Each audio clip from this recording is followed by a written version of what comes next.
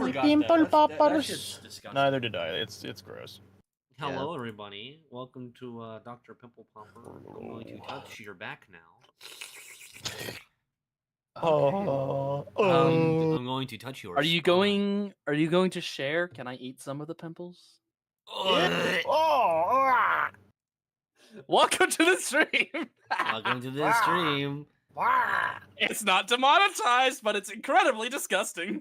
Yeah, Hey, yeah, hold on. you're allowed to... There we go. Now it's demonetized. No, the YouTube just changed that ruling. You can swear within the first 15 seconds. I Oh, they did? Yeah. Yes, they did. Someone didn't watch RT Games video. I see how it is. Yeah, I watched it. Dude, I don't think I watched RT games, Games, but I did watch. Yeah. I did. I've been watching more Raccoon Eggs again. I know of that guy. Is he Dude, uploading? he's so good. No. No, he's not.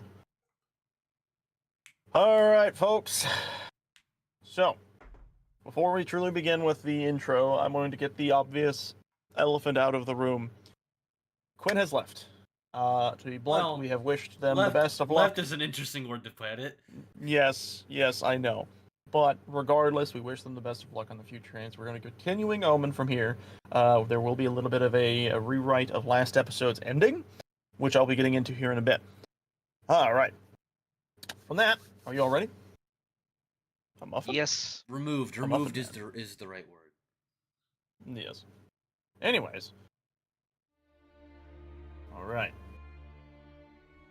Last time on Omen of Curse Light, you all were basically out in the middle of the oceans of Daramar, tried and truly getting yourselves closer and closer to the sea, to the desert sands of Nibiru. But as you were doing this, you were brought into discussion about the thing that Captain Crag feared the most: the Black Shroud, the permanent mark upon the oceans themselves that are seemingly cursed beyond most things any of you have seen. Basically alerting you all of the dangers that lie within the shroud and the worries he will have when you eventually have to pass through a small portion of it. He tells you all to keep your eyes and ears peeled for any danger that may come, but also warning those who are closer to death to be careful with what you see when you sleep or meditate or any of the sort. And with that, eventually the day moved forward ahead. Pan, at the time, had been working on one of their side projects and seemingly had it finished. And while that project was being done, much like Damien, eventually dozed off in some form or fashion, maybe due to the closer and closer proximity of the Black Shroud. And when this happened, they both fell into a dream-like state. Alright. Let's set some stuff up, shall we? I never realized that our curses have a really good color scheme going on. They do.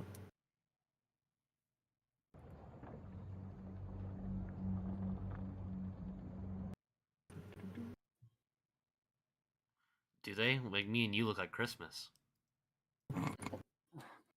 Damien, could you please place yourself on the map? Oh boy. Oh boy.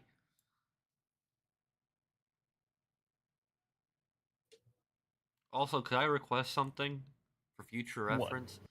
If we're gonna have a map like this where it's only one boat, could you put it horizontally? I see what you mean. I will consider that next time. Thank yeah, you. That's actually a really funny point. That's a really funny point. But go ahead, rotate allow it. me to do something. Well, actually, I think I can. You know what's funny is I think I can. Hold on. I think I can. I think I can. If I go to I know this is like ruining the environmental situation here, but if I grab this and I go to this. Hey. Yeah, just don't scroll up or down. Hold on. I can shrink the height. Here, we'll do this for now.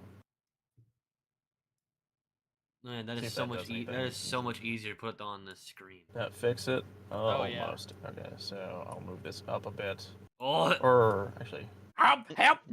trying to figure Oh, out. damn it! Sorry, boat's moving! sorry. Holy shit! Well, yes, boats move. Who knew? Good thing you're a If I ghost. move this up. There we Oh, go. God. Perfect. It moved again. Yeah, I'm sorry. It's like the All Rock right. in Undertale. Oh, you wanted me to stay there? Just looks odd a little bit, but it's fine. But it looks so much better. It does. You can see the whole boat on the screen. Yeah. So, let me make sure everything is playing in the background. All right, now you just need to flip it so it's going the right direction. Ah. All right. Damien, What? you find yourselves on the ship, but not where you had last slept.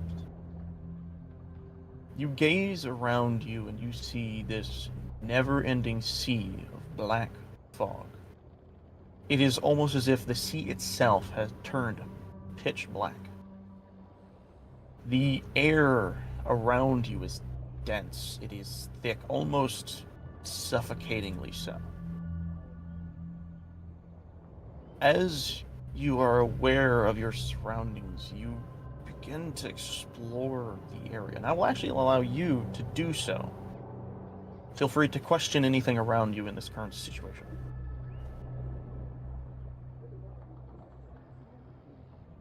Why does it feel like the boat is horizontal now? What? Bitch. Damien, you explode. He gets Krillined.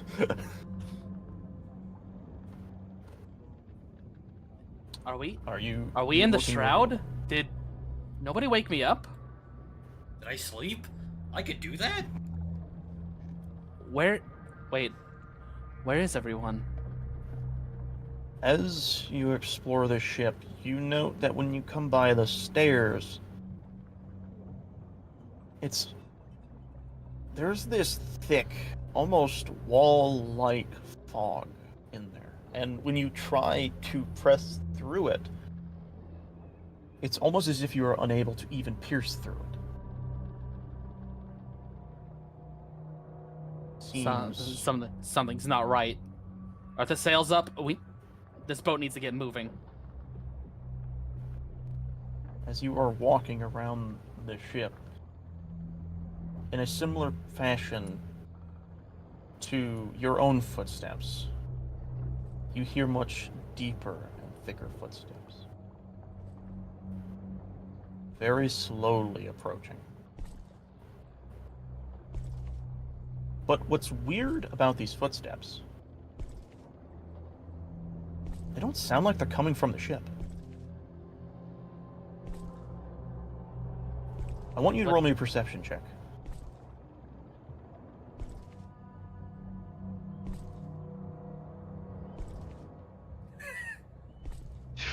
That's our luck for you, but you look around and investigating the general areas, you don't see anyone. But the sound is getting heavier, closer even. And then you look out towards the sea itself. This doesn't sound friendly. And you Damon's see a going to man equip his frying pan immediately. out in the middle of the ocean, directly towards your north. You see a man made of pure shadow, almost walking on top of the water itself, slowly but surely, Jesus? getting closer to the boat. To the boat.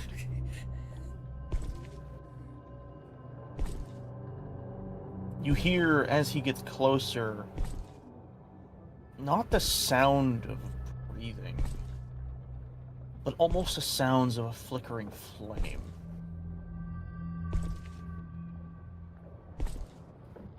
How are you doing that? He does not respond. That shouldn't be possible to just walk on the water like that. Why can I see him through the? This is not friendly. Something is very wrong here. As he gets nearer and nearer to you, he gets onto the side of the ship. Don't you peer take down? another step. You're being defensive. Alright.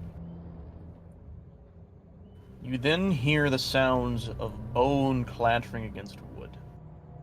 Bit by bit. It sounds like he's climbing up a ladder. Until eventually, from the lip of the edge, you see this shadowy hand, skeletal in nature, grasp the top of the railing and then slowly begin to pull itself up. This creature, seeming to be around 6 foot tall, glares down at you with these hollowed, blank eyes of nothing. The features are hard to make out in this shadowed form, but the intent behind it is not. As it moves closer. Pan, if this is some kind of sick joke you're playing, it's not funny. The creature in the shadowed form looks at you. And then you hear something that you did not expect to hear.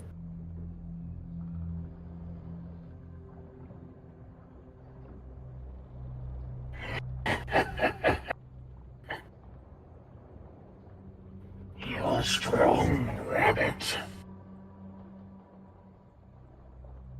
You're not running away like the rest. What? The rest? Who are you? What are you doing here? The shadowed figure slowly walks around you.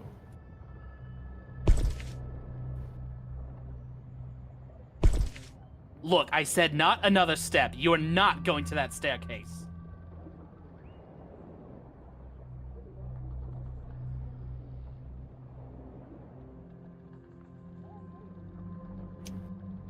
As you say this and you stand in the way, he looks at you, and though you cannot see much of a face, it feels as if he's smiling. And then he speaks. What makes you think I'm not already there? And in a fashion much akin to your own, you see him start to slip below the planks, slowly sinking into the ship. What are you doing? No!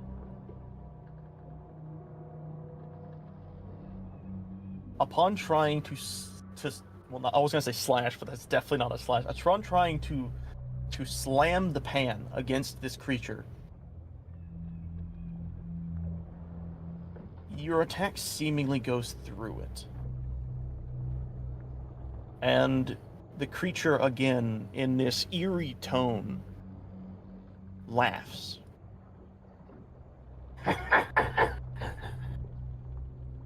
You should know better when to attack in a dream. I'll see you very soon, rabbit. Very soon indeed. A dream? I can't sleep, so you're fucking lying to me. The moment he disappears below the floor and is gone from your sight, and you state this boldly, your world feels different all of a sudden, almost like a shift in reality, as you are no longer standing, but rather are no longer standing where you're at. The world seemingly changing around you from this darkened ocean to an early morning's sunrise. The boat what was much paler before is now back to its original rich, tan wooded color. And any form as what you were seeing seemingly dissipates. As you are back on the top of the ship.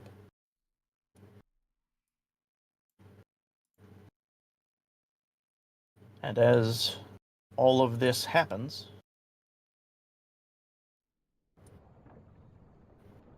you then get this strangest sensation.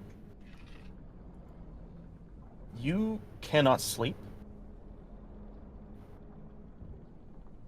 That definitely didn't feel correct. Something about that was dreamlike, but you don't know what it was. And now, you then feel a hand on your shoulder.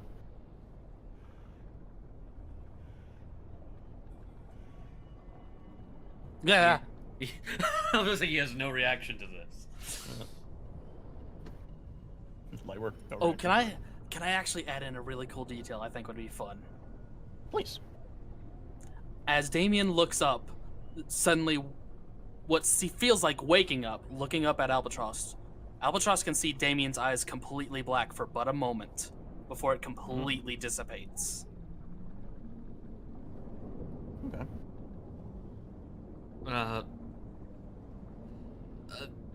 Why did you just hit the deck with your pen?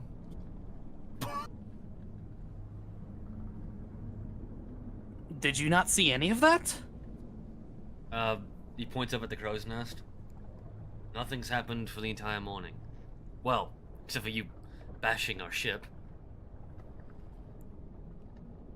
He's gonna look down to the clear indentation that he left in the boat. It's like, right.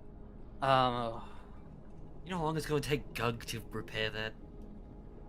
I'm not doing it.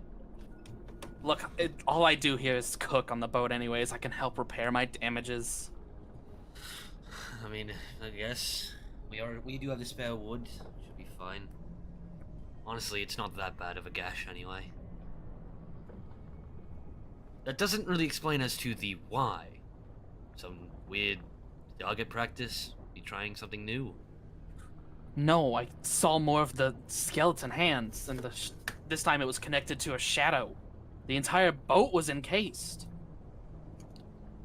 The boat encased in shadows, and the skeleton hand from before that you envisioned, now connected to a shadow man?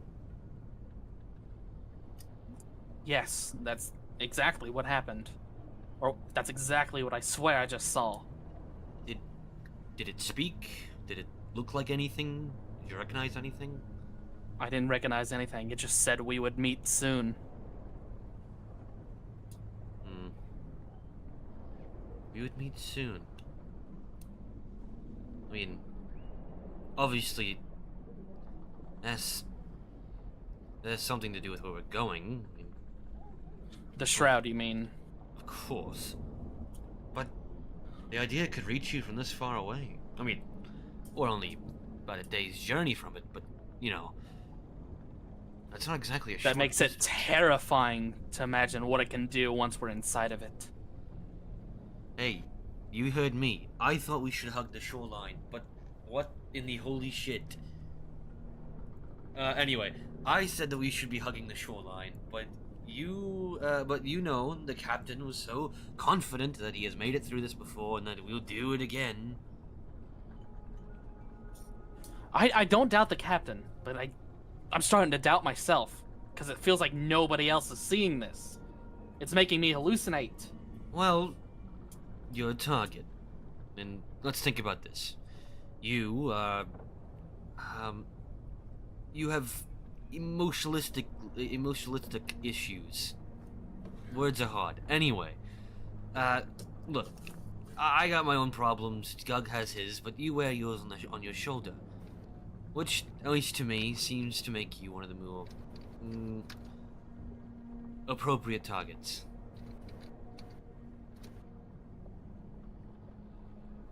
Hey, stop it. The hell are you doing You then here? notice that the doll or the marionette has been slowly creeping its way towards you and has managed to tug at your jacket itself, and you then notice its left arm is pointing down the stairs.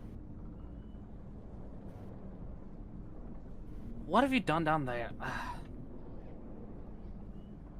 Honestly, I'd probably rather not know, but this thing, it doesn't really give signals like this. You're right. It doesn't normally. You would normally just talk to Pan. But if I hold on, if I start doing anything like that again, I should let you know that I could not see anybody. If you were here the entire time, doing whatever that was, you were invisible to me. Okay, so you were in the trance-like state.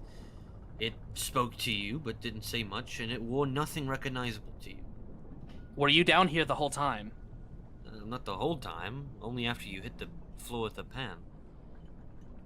I was talking to it that entire time.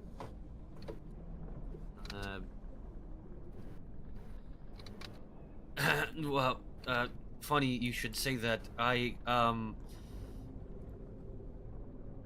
didn't hear anything. Okay, That's really funny. something's really wrong with the marionette. It's never been this insistent. I'm gonna follow it Piss. against my better judgment. Yeah, fine. I would rather just throw it off the edge of the bridge, but, well, it's gotta be leading to something. Hey, where's Gug? It's like saying, like, hey, where's Clary? Yeah. It's like, hey, where's Perry? Where's He's off having his Perry? own big adventure. Yeah. As you all walk down, you see the marionette pointing at Pan, who you all know is a very early riser, one who's almost always busy working even during the nights. In her hands, actually no, on her like lap is sitting what is clearly the creation she had worked on, this type of device that for you guys you don't entirely understand it, but you had heard she was talking about some form of calling from long distance type of mechanism. But then you notice her herself. Her arms are down to the side, her head is lolled back, and her mouth is open, and the lights that are normally on in her eye lenses are dark. Is Pan she- ever slept? I didn't think she could sleep. Is she... I know this is going to be really stupid to sound about a zombie, but... Is she dead? She looks What? No, The no. marionette then points Pan. at itself and then nods no. Come on, Pan, wake up. She doesn't really You breathe. move the body and then lurches forward, motionless. Damien, actually, now that you're next to Pan, roll me Arcane. Arcane. Arcane? That's an interesting one. Whoa. Fuck it. Good He at it. knows a lot about it. Yep. As you are doing this, and you are getting closer to Pan and like looking at her, a sensation is immediately known to you. The feeling of shadow. This faint magic aura, this dark aura, slowly and very minimally seeping from within her entire body. It is seemingly as if something has taken hold of her. Damien's immediately gonna step back. Albatross, that's the exact same shadow I just saw. I was just telling you about. Like, the person. I don't know, but it's the exact same thing. You know, between her being nullified and your whatever's going on with you, I think now would be a good time to I actually don't have it because Pan has it in inventory, I believe. But What? dog whistle. The totem? Yes. I forgot we Uh, could summon him. Now would be a Grimm's totem. pretty damn good time to have a Grimm's totem, so I take it off of her corpse. Put in your inventory Grimm's totem. Okay. I'm gonna mark it off her list of things. Where do I put? How? What? In your bottom thing, where it says like all the items you have, you can just add a new one. You know what? It's fine. I'll just put it here. Yeah. Okay, if you're about to summon him, we need to go get Gug. Something's clearly wrong here. Well, I mean, fuck. One moment. Fuck. I zoomed out way too far. That's funny. I mean, I was Well- gonna go get Gug. What?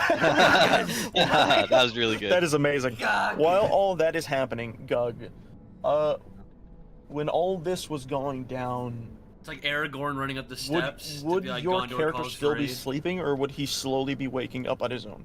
That's what I'd like to What time ask. of day is it? It is still pretty early. It's probably like 6 or 7 in the morning. He's pretty like heavy. I guess it'd be about time for him to get up. I don't think he'd be like up, like running Yeah. though. Okay, that's fine. Whenever Then the scene will. Albatross Unless you have anything comes else. in, Fucking burst in. Gondor calls for aid. No, not that. What? God, What? Huh, Gondor. You don't remember that? When Aragorn busts through the walls of Yeah. no? Okay, anyway, it doesn't matter. Good lord. Someone doesn't watch good movies. Gug. I grab him, I start shaking him a little bit. Uh-oh. Albatross, I'm gonna get seasick if you start shaking me. We have something a little bit more important than seasickness. I doubt it. Pen might be dead. Hold my stomach. What? Well, she's being unresponsive.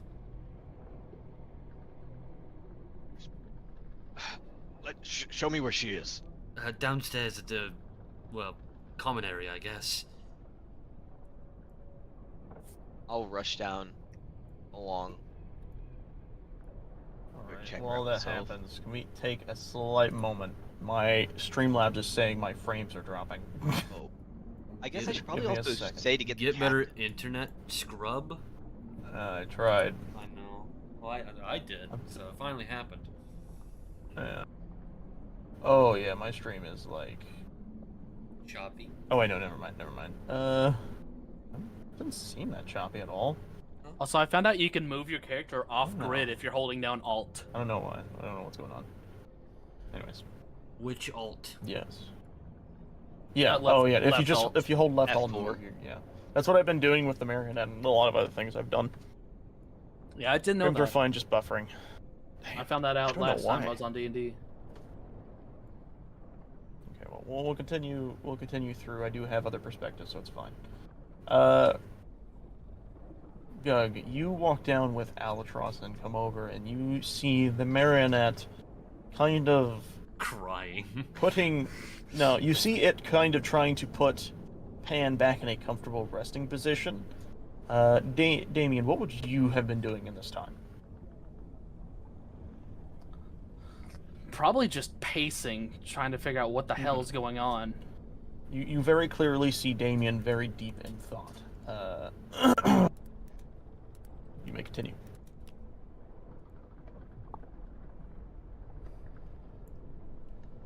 Well, now that everyone's that- here, we should probably do this.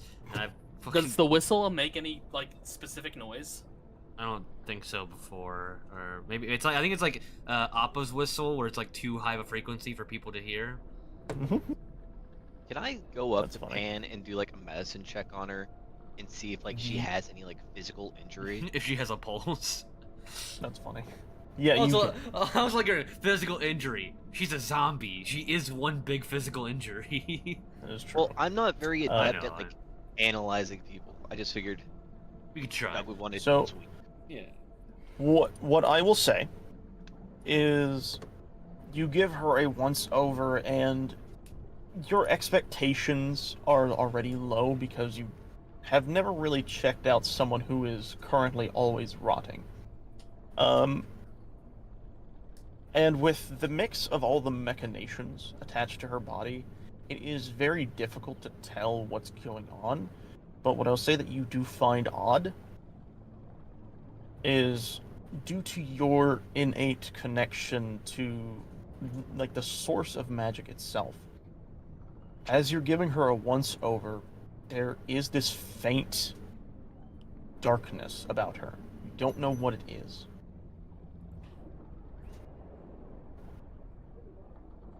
There's definitely something foul about her now. Is this what he meant by that I was more... Fuck, what did he say? He said I fought back more than the others. Fought back. Who? And whatever that was, the dream, something, it definitely felt like a dream, how I remember them being. Damien slipped into a state, I guess, and saw this shadowy figure. On the boat? Yes, on the boat. Like I'll walk just up a to few Damien moments now. ago, before Albatross came to get you. I want to like look into like his eyes and like check for like his pupils and stuff. Make sure there's no like injury on his head. You give him a once over. He seems as fine as he has been. There doesn't seem to be anything wrong with him.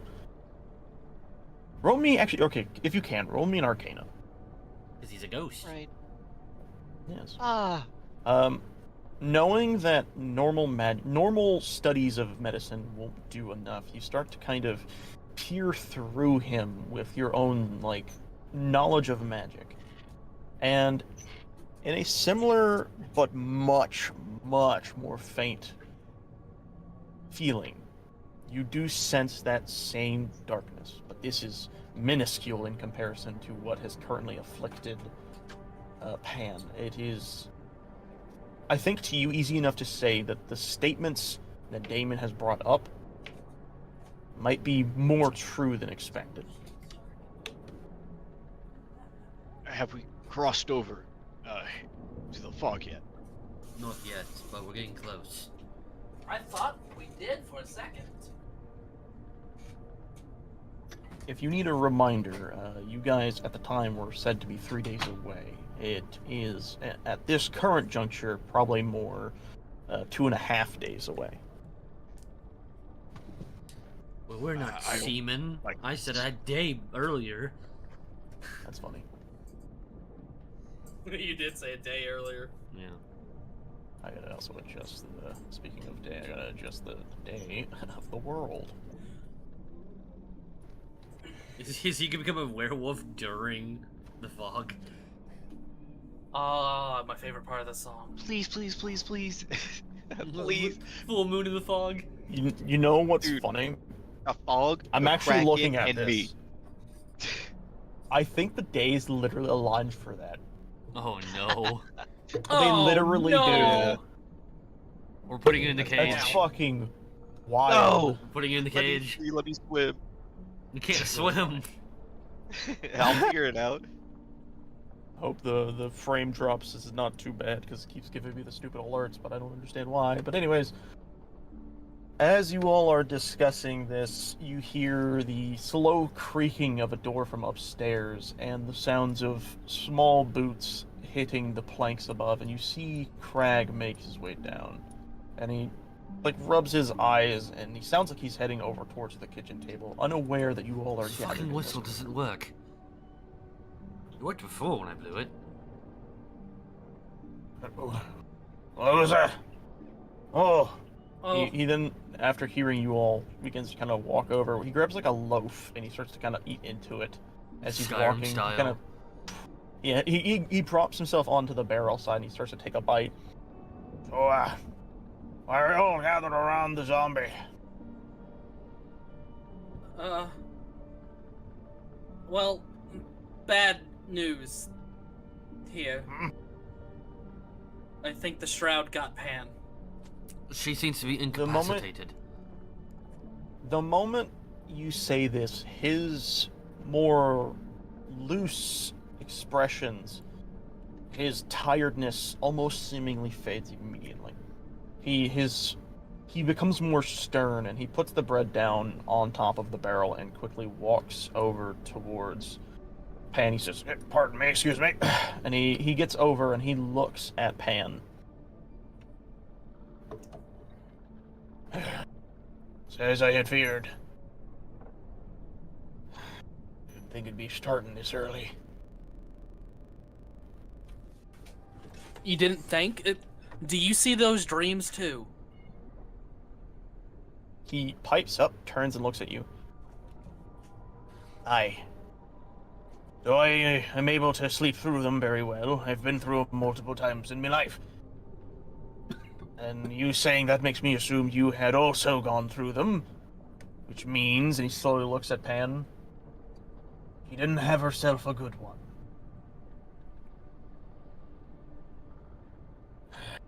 We need to watch over her for the night. Make sure she's safe. I feared what could happen if she doesn't recover. Do any of you know any form of purification? Of any form of magic in that sense? I have, like, general healing, I think. That won't do it. Not for this kind of situation. Oh, do you know what I am? Purification is the exact opposite of my existence. I'm aware. I was hoping we'd get a little bit lucky, but... regardless. Let's take her to my room. Someone can bring her up. I'll place her on my bed. Is she safe to touch? I mean, it looked like some of that shadow stuff was dripping out of her. He looks at you and he says, "Not for you, but one of you two who isn't as, shall we say, afflicted, should be fine." I still think he our looks best at the course of marionette. action- Wait, That thing's still moving? the marionette kind of looks at him and slowly nods. She's not fully gone, it would seem. Some of her resisted, that's good to see. Might be a chance for something good to come of this, but... what were you saying, Albatross? I still think our best course of action is to use the whistle. And he holds What? He holds the grim whistle up. He looks at it and he's like, I'm afraid I don't follow. Well, at least in the past, when we've been in trouble, we've used this, and, well, the dog would appear, and that's our link to, well... one of our greatest Arthur. allies. He already knows Arthur. Okay. Well, let's do that all upstairs. We're probably gonna need a space or something. I don't know magic too much. Gog, if you can, you're a big fellow. Lift her up and take her, and take the marionette too, I guess. I don't know. Hold on. he quickly starts to over his shoulder. He walks back over to his barrel, grabs the loaf, and then walks back up and around and upstairs and heads back over to his room. Where you can't see it at the current, but he is very soundedly rummaging through some stuff on his desk. Damien, Yeah. do you mind to grab one of the I was gonna say beds from the sleeping area. I can try. I'm just worried that Pan is currently in the same dream I was, except she hasn't woken up yet. I'm gonna go grab one of the beds. As you do this, Albatross, you get onto the top deck of the ship, and you, though I will say, it was normally just a little wooden totem. I do like the idea of it being a whistle. So we're gonna, canonize that now. Oh, no, actually, that's what happened before when we were in trouble. I grabbed it out of her hand and I blew into it, and you never corrected that, so I always assumed it was a whistle. So, that's my bad, but I do like it better as a whistle. As you blow into the totem, and this howl of a sound emanates from it. You hear in your head the faint sounds of a dog barking, but nothing seems to come of it. What? Now you choose to not come? Oh, the 3 times before, perfectly fine, but right now, with the person that you brought on this adventure is possibly dying, and you just want to sit home having a fucking bath. Are you looking at the totem yelling this? Yes. Roll me an investigation. No. Oof. Could I get an advantage? You know what? Here's what I will say to further move this on. We'll just allow it to happen because that's wild. What I'll say is you are investigating this totem a little bit more intensely now because this is the first time you've truly been able to actually use it on your own. I mean, I and this actively used it and it frustration- worked before. What are you talking about? I remember Pan taking it back before you could actually use it, but I don't know. No, she But didn't. regardless, I grabbed it, I blew into it, and it worked, and she grabbed it back furiously. yeah. Anyway, Either doesn't matter. way, you use the whistle and it doesn't seem to do anything. And as you're looking at the whistle, in this sense of irritation, you notice something a little peculiar about it. As you are gauging the intricacies of its design, you will note that the silver lining that is almost always depicted within within the shape of the wolf or the dog, you will note that there is a blackened, almost vein-like structure forming around the totem itself. The fuck? Now, I don't need a high investigation to see that it's cracking. Or has this black vein, like venom. It is very similar to as if it is cracking. It is very similar to that. What the fuck? I looks up at the sky at this point. He goes, "Aren't you the great dragon? And you can't even make a wooden thing that could survive this." At that time, I guess Gug and Damon would have finished their means of moving things. To quickly catch things up real fast, Gug, you have grabbed Pan, correct? Yeah, I grabbed her. I couldn't move the token. Yes. So to help with conversations, because I noticed a lot of things in the background happening, you guys did not need to grab a bed. He had told you to place her on the bed, to kind of on his own but bed. I don't want to hit her staying in his bed. Oh, that's why. Okay. Then eventually, I guess you sitting there holding this, Damien brings in the what are those called? The hammocks. No, I was quickly trying to think of that making- earlier. Cots. Yeah, hammock. Cots. Cots, yeah. He Cots. quickly gets to work and places them, hooks it to spots in the room, and she is placed down. And I'll say you are over there, placing her down. And while this is happening,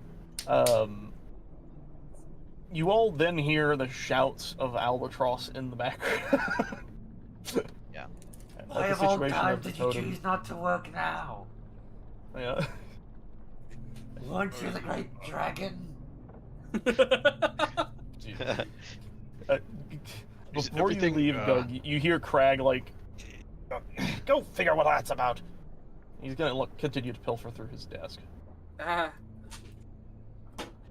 All right, you two may now continue. Is everything all right, Albatross? Is what the everything? hell's going on out here? Oh, you know when we were on the bridge in order to get to here, or to the place where we got the ship, and a giant dragon appeared in storm and saved us. Well, now this is apparently not a good time. Man's is having his afternoon tea, and this matters more than us right now. What the fuck? I'll walk up to Albatross and like extend my hand, like asking for it. What? He's extending his hand for the totem. Yeah. My precious. The whistle. My precious. No, I handled it. I'll try blowing on it as well. You're a not. similar It's like vein- a nimbus. It's like you're not pure of heart enough. Let me try. In a similar vein, you hear the same howling sound, but with you having more sensitive hearing than Albatross. Bullshit! I'm a fucking He's vampire. he is a fucking werewolf. Yeah. He, as you're blowing into the whistle, you notice that there is a faint distortion to the sound that it normally wouldn't have, causing you to kind of look at the totem itself. And similar to what Albatross had seen, you have now also seen that these tendrils of black magic seem to be infesting the totem itself, causing it to almost splinter in parts. What I will have you do is roll me just flat intelligence. Okay. Ooh. Bam! Oh! Wow! It is Poor boy. very clear that this was because it was on her persons. When the event had happened, somehow it had trickled down into the totem itself. Whatever had afflicted her had spread throughout some of her own items, her own personables, and had seemingly corrupted the totem itself. Well, one, son of a bitch. Two, maybe Damien can use it. After all, he's affected the same way. No. No, if he can't be trusted to touch Pan. Oh, not Pan. I'm shouldn't- saying that object. Yeah, it's not like the object is infected itself, right? Let's sure hope not. Seems warped by whatever is happening. I don't think Damien should have any contact with whatever Pan's touched the past few days. All right then. I'd like for you to have your grand idea of how we're going to contact Arthur and tell him about how his ward, our charge, is now practically comatose in the in the room. Okay, we just gotta purify it then. We gotta do some type of purification magic to get rid of it. It's not like it's gone forever. All right, and he looks around dramatically. Which one of you two knows exactly how to purify this thing? I don't know how to do that, but I'm sure Crag does. You know, like baptize it in the sea? Can I ask something, Cody? Feel hurt? Does this like tingerly stuff? Does it have a smell? Can I like sniff it? It smells like Axe body spray. I like that's good lord. I like the question. Roll me perception check with advantage. Okay. As they're talking about this idea of purification magic, you take the time to get a closer look at the totem and you sniff. What's weird is it obviously smells like a what would you call it? Like a well-crafted, like waxed wooden, like, you know, figurine type of thing. It has that natural scent to it, but what you clearly smell is almost this sulfuric hint and this salted sea smell mixing in with this. What the fuck was that? What? Don't worry about it. Jasmine sent me a link and it tried to open up on the tab sharing screen. Everyone on my side got that. That's funny. Sorry. But that's what you get, the sense of seawater fused with sulfur. Sulfur. I guess I'll remember that.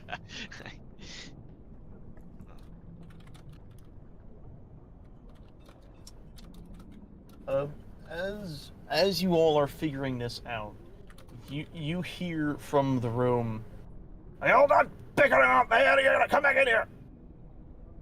This is pretty important. You hear him almost angrily stomping out towards the door. What's wrong? It's the totem we used to summon him. It's got the same shroud effect on it. He tilts his head to the side and then he walks up over to Gug, who is currently holding it. And he gestures for it to be lowered down to his perspective. And as he's looking at it, he puts his hand on his chin, or his beard's end. He starts to kind of like stroke at his beard. That's definitely not good. I have seen this before, as you would probably have expected, but not to this extreme. It almost looks like it's trying to infect whatever this is. Yeah, he holds out his hand. May I have it? Sure. He takes it, and he looks at it. And he looks up at you. He's like, anything gonna happen if I blow into it? You might summon a dog.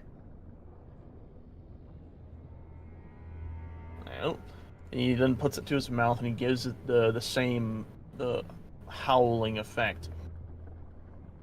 And as he does this, he kind of like takes a moment to look at it, to hear.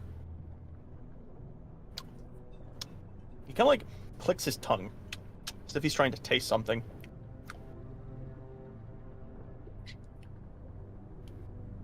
Why does that taste so salty? What is that? Sofa? Yeah. It's definitely got the marks of it. So I'm not treading over things you probably have already talked about. What do you all think has happened to this totem? Well, it seems infected. No, yours is better. Yes, you are right. It is infected. You said this belonged to Arthur, was it? Originally. From my knowledge, this shroud almost seems to eat away at any form of, how should we say, holy magic, if you will. I guess you could say it has a knack for the flavor.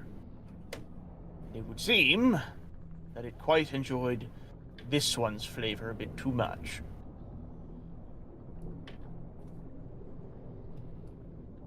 Why, you said this summons a dog, is that right? Yeah, for communication, if I'm right? For many things, but that's being the primary.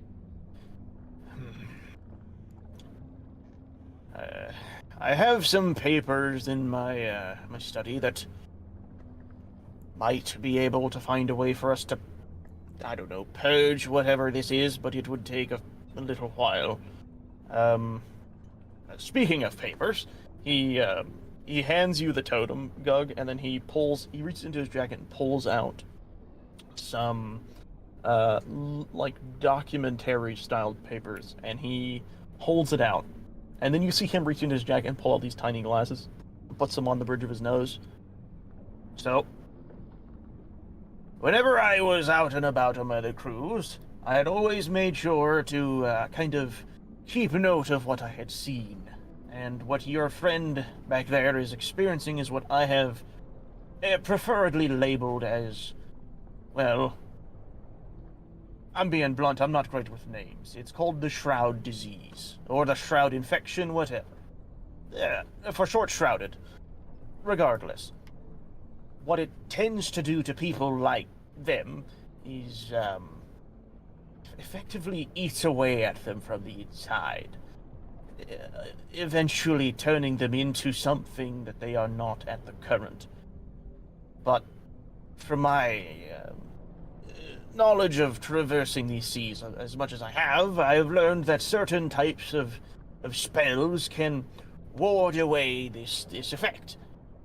But, seeing as we don't have much of that, I don't know if we'll be able to do it too much unless we can get Arthur on the line, if you will. So wait, you're telling us that we need Arthur on the line in order to fix the thing that caused him? Well, seeing as he's the only one that you lot know that has any form of divine nature to him, I will I'll see what I can do with the totem. But you do have to be wary, because the closer we get to the shroud, the more of Pan you might lose. So I'd recommend keeping an eye on her. I'll try my best as well. But, just be aware that now that she's out of commission for the time, one of yous is gonna have to start taking up her part of the job. We still got a ship to maintain and all that. So who wants to be the one who fixes things? I mean, I can certainly try. I definitely broke some of the ship earlier. Wait, don't worry about it. Don't worry about it. Oh. I was That's under what the that shroud. noise was. I was under the effect of the shroud, okay? I was trying to fight it. Hey, it's alright, I understand. Listen.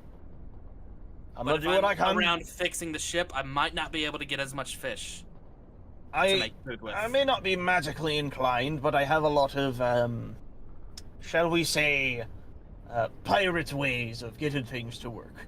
I'll do what I can for the whistle, but I cannot guarantee success. It may take a day or two, but we'll see what happens. For now, let's continue as we were, and just be on the lookout. Things are bound to get a bit difficult. He then puts the papers back into his jacket and puts the glasses away as well, and he then looks around and is like, by the way, what's for breakfast? I had a loaf and it wasn't enough. Oh, Brett, fuck. I don't have anything to cook yet because I haven't been fishing this morning. Caught like fucking 9 fish last night. What happened to all of those? God. Oh, piss. Wait, you got me, Rod. Have a good one with that. I'm going to keep looking into this here. Can I have that back real quick? he takes the totem back from Gug that he had handed to temporarily look at the papers, and he says, I'll do what I can with this. You lot go do what you can for the rest of the day. Try and pass the time, but do keep an eye occasionally to check back on Pan while I do more research. Well, see you all soon. And he takes the totem and everything he has with him, and I don't know why I just did that. He just walks back into his room and gets behind his desk and just kind of just starts to pull out papers and spread them around and starts to do as much research as he can on whatever this is, or what he assumes it to be. Okay. Well, if I'm gonna get dinner started as soon as I can, I need to start fishing. I'll just do the repairs I need to do at nighttime when I would normally sleep. Well, you don't sleep. Apparently, I might now, I guess. Well, I guess you have a point. I mean, I don't really sleep that much. You know, now that I thought about this, it went after Pan because she's technically the weakest of mind. Not that she's not intelligent, I'm saying, like, you know, literally deteriorating. You're at least mentally the youngest, or both. You're the youngest. That or we're I'm both dead. That's fair, but also, I'm also a version of undead. But the difference is, as he said, they tax things that are holy. I'm absolute demonic magic, so maybe I'm safe entirely. It's possible, I guess, but how do you explain Gug then? As far as I know, Gug hasn't experienced any of the symptoms either. Perhaps Gug is way too peaceful. You think? You're not very troubled. Thank you, Albatross. So basically, if I see it again, I just need to hold my ground. If I attack it again, oh well. At least I know you can see me hitting things. Well, yeah, but if well, here's the thing. So if I see it again, I'm just gonna smash the floor. Assuming that your attack either missed or went through it when you attacked him and hit the floor. Oh, it went straight Maybe- through it, but you could see me hitting the floor for Yes, sure, right? but I'm saying perhaps fighting it isn't the wisest move. No, I'm not saying I would fight it. I'm saying that if I see it, if I'm in that state again, I'm going to slam into the floor, and everybody will know that I'm encountering it again. Actually, that's not a bad idea. But for now, I've got to start fishing as soon as I can. By chance, actually, both of you. I'll just go right here, honestly. Well, yeah, but do either of you know how to whistle? Like, on your own?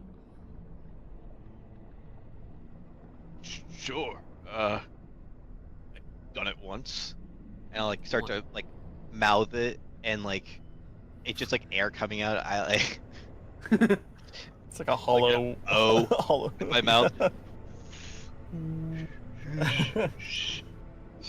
We'll work on that. Damien, do you? That's just now that you mention it, I haven't breathed in a while. Okay. So whistling's off the yeah. Just hit the floor. Just hit the floor very, very loudly and very, very hard. That Fix and this up later. I was talking, but I guess you didn't hear that. But you could clearly see my actions. No, I didn't hear any talking, but I did hear you slamming the floor.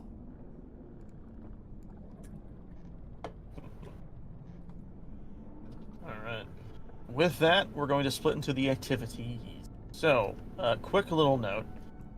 Albatross, you are now taking up Pan's duties, is this correct? Yes! What? What the fuck was that? No. When you're like, who's taking up Pan's duties? I pointed at Damien, and Damien went, "Well, I guess I could pick up some of the slack." Like I was trying to not do it, sorry. and you're like, "Well, I guess you're the one picking up." I'm like, sorry. Yeah. No. Okay. I'll do it if I have to. No, you're right. That's bad on my part. So, while that conversation was happening, I was trying to look at my fucking okay. internet shit. What was going on? That's So I didn't take in 100. I got the last bit, but like, Okay. I hate Spectrum so bad. Yeah. I gotta take over the shipwright, the sailor, and the rope runner. Yeah. Yeah. What? Yes. Piss. LOL. Okay. What? What? Alright. That's just the most funny word you could have used. Ah, piss. Piss. Yeah. All right. Either way, so yes, I guess we'll start with your fishing shenaniganery, and then we'll move on to the ship stuff. Unless you want to do the ship stuff first. Gampa. Jeez. All right. Let me see here. Needed information. So. Not a 15d6, Jesus! Oh my god. 47. Holy, that's a lot. No. Okay, let's try that again. 19. There we go. That's Better. Not bad. You have a pair. That's about Let's it. see. So that's nothing. Yes. Nothing, unfortunately. So it's just a 19. Okay, so you get to roll on the jump. Okay, so the only thing I can do is So re-roll roll- the 3, hoping to get a 4. Could I point out Oh, the that's fact right, that that's the right. fact that a That's right. 2 pair isn't an option here is kind of bullshit. Like the hand That's that just the wins rules of most the poker game. games. Alright, so I'm re-rolling one of the 3s, hoping to get a 4. It's like that in Damn it. Yahtzee, right? Wow. Well, I mean, at least it goes up. Wait, a why little did you bit. re-roll one of the don't- 3s? you You don't- re-rolled the 2. No, the 2 pairs don't mean anything, even though they should. Yeah, it's the best. There's not there's not even a 3 of a kind option. Kind of. There's a 3 of a kind and a pair. A 4 of a kind, a straight, and then 5 Well, a 3 of a kind and a pair is a full house. That's what it says. They're I'm not not even the the same one who hand. made this game, okay? Well, the people who made I it were took it off the stupid. interwebs. Either way, so now we have 12, 12, 13, 14, 15, 16, 17, 18, 19, 20, and 122. So now you're at 22. You are getting herrings, so 2d6, please. Hey, at least I'm catching Going- something. Yeah. I actually want to see what a herring is. Damn. Hey, Okay. They're like a medium fish. You pull out a fish that is basically, like if you hold your hand out, like full palm extended, it's the length of your like wrist to tip of finger. That's generally how long it is. How wide it is about 3 fingers to 4 fingers wide, and you got 6 of those. So, in all honesty, it's they're not very big, but it's generally enough to probably feed a good portion of you for a meal. Well, not Gug. Well, everyone else maybe. Yeah. Here, I want a gamba. Let me gamba. You also fishing? Fuck yeah! Anything that's to do with gamba. Alright. So then let's gamba as you spend your time doing this. Oh yeah. Okay. Wait, hold on. So what is that?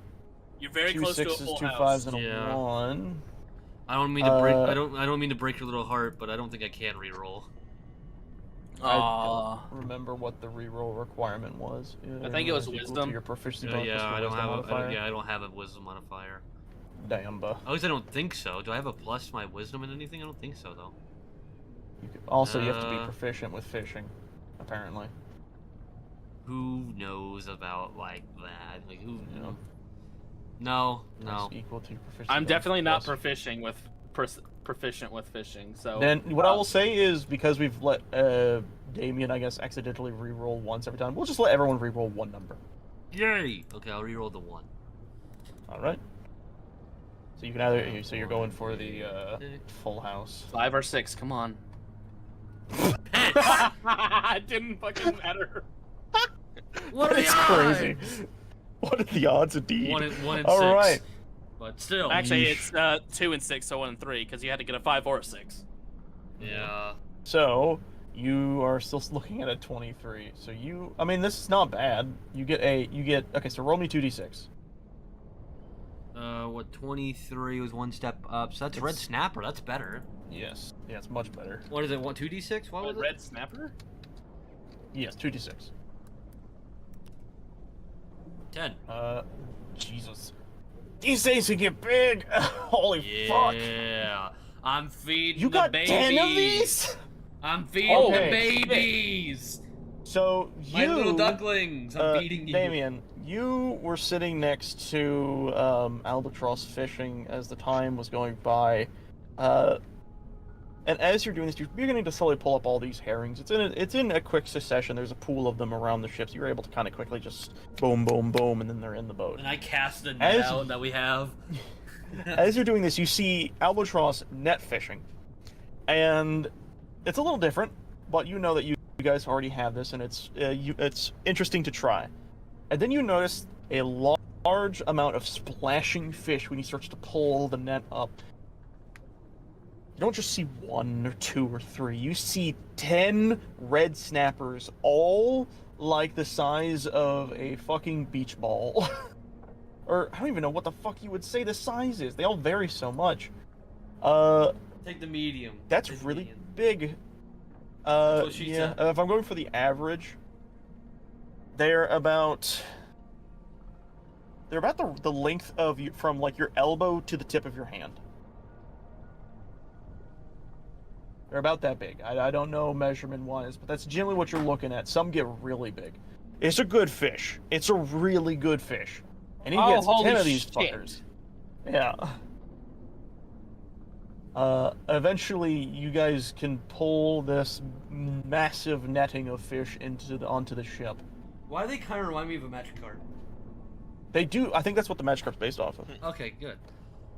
Yeah. But you pull this mass amount of fish onto the water. They're fucking And- massive. Yeah, it's a large, and you just hear as all these fish are just flapping on the top of the deck in this net. I just want to like cockily look up at Damien. He's like, oh yeah. Oh yeah. God damn. This is very clearly like probably 2 days worth of fish. Well, Gug. So like a day and a half. No, that's why it's 2 days. It would have been 3. Okay. All right, so should I just go ahead and cook them all, or just save some of them? Do Would we they have a- savor better? Well, do we have like any type of salt we can potch them in? there are crates of salt that are back in the below deck. Okay, so what I would do is once they perish, which we'll get through shortly, I would salt them, hold them, and then when you go to cook them, take them out of the salt. Well, I'll go ahead and put half of them in the salt because I'm gonna go ahead and cook half of them. Well, yeah. So basically, you got herrings as like the side dish, and then you got Which red is a man who snappers as loves the meal. fish. That sounds like a great meal. It does. It sounds actually. This pretty is gonna be a good meal. I'm gonna go start Make cooking. fish jerky. Oh yeah. Well, that would take forever though. I mean, I probably not as don't long. know. Fish cooks really fast, so it's probably not as hard as you think. Maybe you might be right. Yeah. I don't cook fish, so I wouldn't know. But anyways, yes. You continue to do this. Gug, while they've been fishing this whole time, what have you been up to? If I can, I'm going to actually look at your ship rolls. You are a swabby and a medic. You've already done your mediciness for the day, I feel like. Yeah, I'm megged out, man. I did that early. Swabby. Let's see what your swabbiness is doing. Is there any other like task I could pick up from Pan? What was it again? There was shipwright. There was. Let me see, actually. Okay, it what was her rolls sailor, were. rope runner, and Shipwright. shipwright. Hey, And boatswain. She you has could a fix- lot. You can fix the hole in the deck that Damien left. I think. Hey, that's what I'm gonna be doing tonight. Don't take my job. Yeah. I think you would easily be able to do anything with the masts. Any form of like rope pulling and everything. Name to the masthead. Yeah, I'll So- familiarize myself with that since it's been up to Pan at this point. Yes. I'll check all the ropes. I'll make sure everything's knotted off nicely. See. It's not And I'll go around repairing things later. So here's what we'll do. We will have Damien do the ship repairing. We'll have you do the ship inspecting. So, I would like for you, Gug, to roll me an investigation. right. My dream of doing literally nothing. oh. All right. You Oh. do a very like knowing that Pan is usually doing this constantly. You now know you have to kind of pick up the burden of her role. So you take this to heart and you do a very thorough once over of the ship. And very quickly you note that due to the rough waves and the sea jostling around, a lot of the ropes have loosened for the sails. So you know you have to kind of go back through a lot of them, tie them, pull them back into place. You have to go do a lot, like some of the planks near the lower deck of the ship have small forms. Wait, YouTube says you've been live for what? For 3 minutes? Oh, son of a... Hold on. Did your stream crash and restart? I think it might have. By the way, YouTube has rolled out this new thing where they show half your screen being the video and half your screen being an ad, and I like it. It still says I've been streaming for an hour. So let me see. I'm gonna click YouTube. I'm gonna click my video. I have it muted right now. Oh yeah, he's right. The what? It says it just started like 5 minutes ago. Oh yeah, Bitcoin hit 120,000. How does that make Yay! any sense? Well, Did it's a good delete the coin. beginning portion of There's the a lot of profit video? to be made in it. Yeah, I'm invested in Bitcoin. Well, it shows I can only go back 5 minutes, but starts after minutes. That's weird. That's really weird. What I I think you I've know had what? something similar happen to me before, and it's Yeah. not pretty. I am going to stop streaming. I'm going to purely focus on DMing. I'm going to have Kelly send me over his, and I'll turn it into a video on my end. All right. And we'll just do this. So, thanks for joining Primal. Go to Kelly's side, and everyone else who may be watching in the background do the same. Primal, His is in the description. Primal, So we'll see you all there in a bit. Primal, You're I'm a gonna mod. continue DMing on this side. So do I just stop streaming my side then? Yeah, I guess you should. Yes, you should be good. Okay. Spectrum being the asshole as usual. Hey, I have Spectrum, and we're going kind of strong. That's surprising. Is your sister downloading things in the background? It's like I don't know she's why. like, I'm downloading the new Call of Duty. Stop streaming. Stop streaming. Why are you streaming now? I'm trying to play Roblox. I'm trying to play Roblox. Anyway. No, it's just. I'm certain it's just random. Yeah, Spectrum no, I assholes. understand. I understand that. Yep, we've all had our run-throughs, but you spot these little things around the boat that need to. Why is my phone over there? I just noticed my phone is like on the other side of where it. All right, yeah. Okay. So you all are going throughout your day. Gug, you have spotted things that need to be fixed. You've done what you can with the ropes, and you are letting. You're showing Damien or telling him of the things that need to eventually get done for the day's worth of repairs. Can I have a And clipboard? Damien, can you what? Kind of like a clipboard I'm jotting notes on, and then like bring it down to him. Like, yeah, so we got a couple of operation errors here. Sure, why not? This is You grab like. You find like a plank of wood that was laying down that's normally used for repairs, and then you grab that and like a loose parchment, and you start to kind of like write on it and stuff as you're going to kind of keep things jotted down. Pan has, as weird as it is, a way of compartmentalizing a lot of her own thoughts. You do not have this, so you need a bit more of a physical reminder. So you get this set up, and you go throughout the ship, jotting down everything, fixing what you can, but leaving the most of it for Damon, as that is his new position. And while that happens, Damien, you are cooking this food. Let's do that, shall we? Well, I'm preserving most of it first. Yes. Well, As soon as that I one's can. that's nothing super, because again, it's just kind of like burying fish in the salt itself. So what we're gonna have you do is, because you are doing the cooking, I want you to roll me. Actually, I think you have a thing for this, don't you? It's like your Yes, I cooking do. utensils.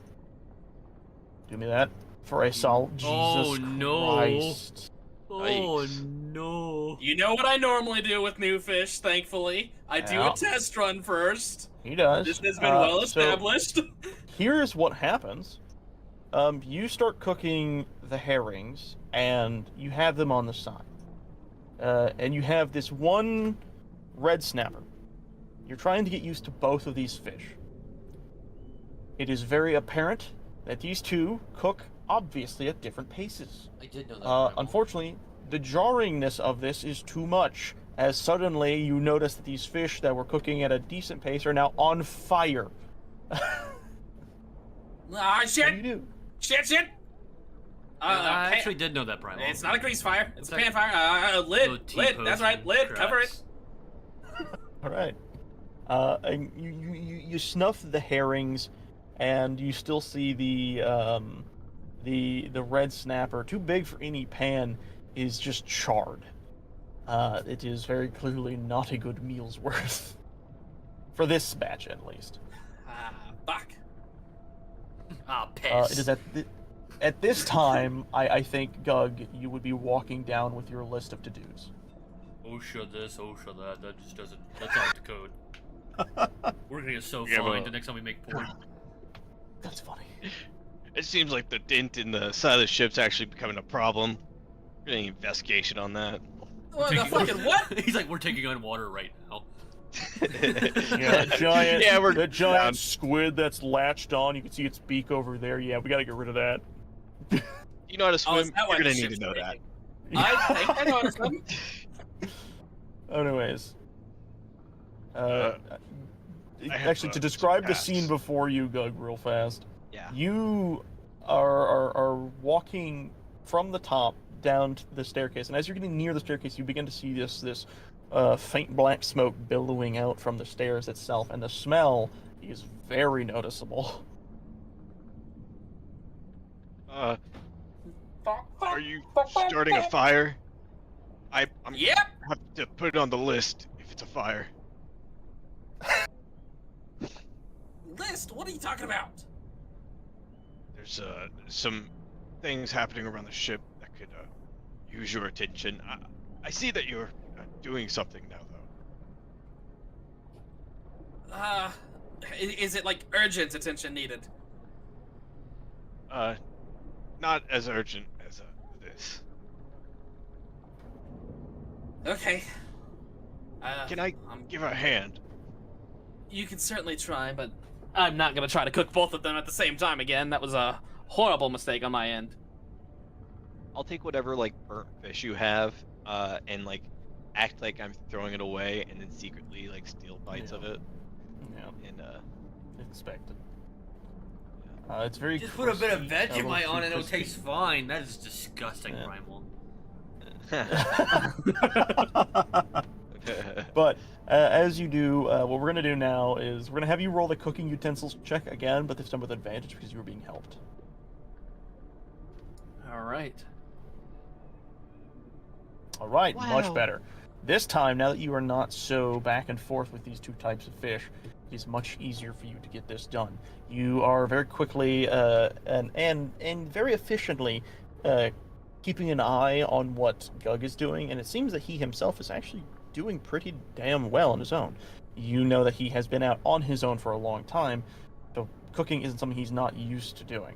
And it's very clear that you two bounce off each other very well in this moment, and within an hour, you have a very well managed meal with some herrings grilled on the side and this plethora of maybe like 4 red snappers, well cooked and peeled from their scales and everything. Like, just this is a genuinely really good smelling meal.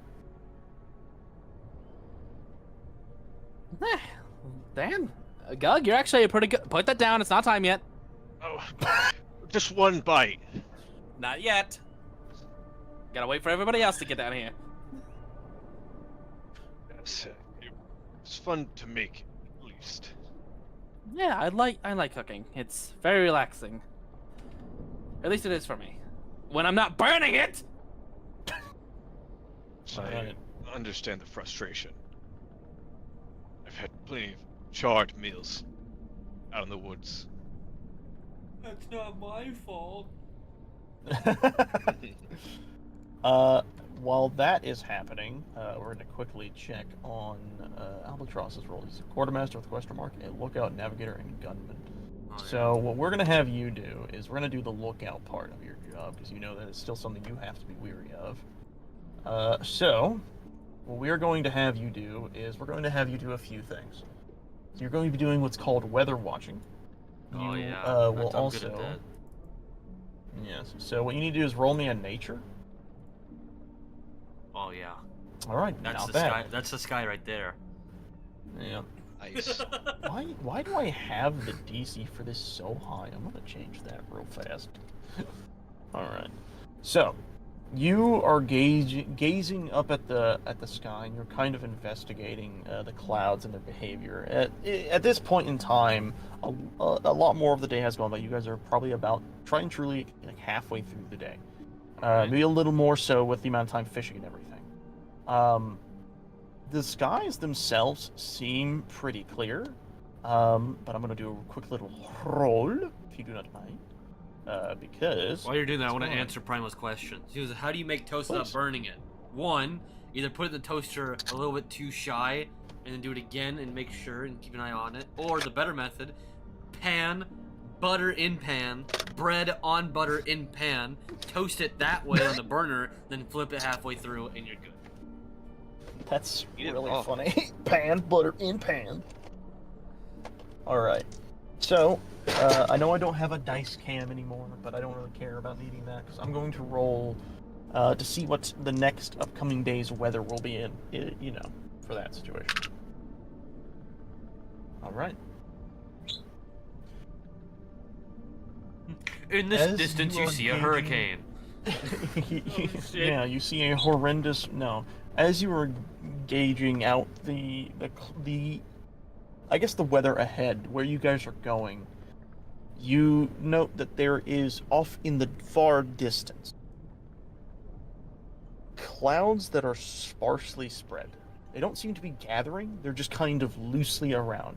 From your experiences of being out in the nature, out in the woods and everything, you can assume this is just a lightly cloudy day that will be happening tomorrow. Nothing severe, nothing really to worry about.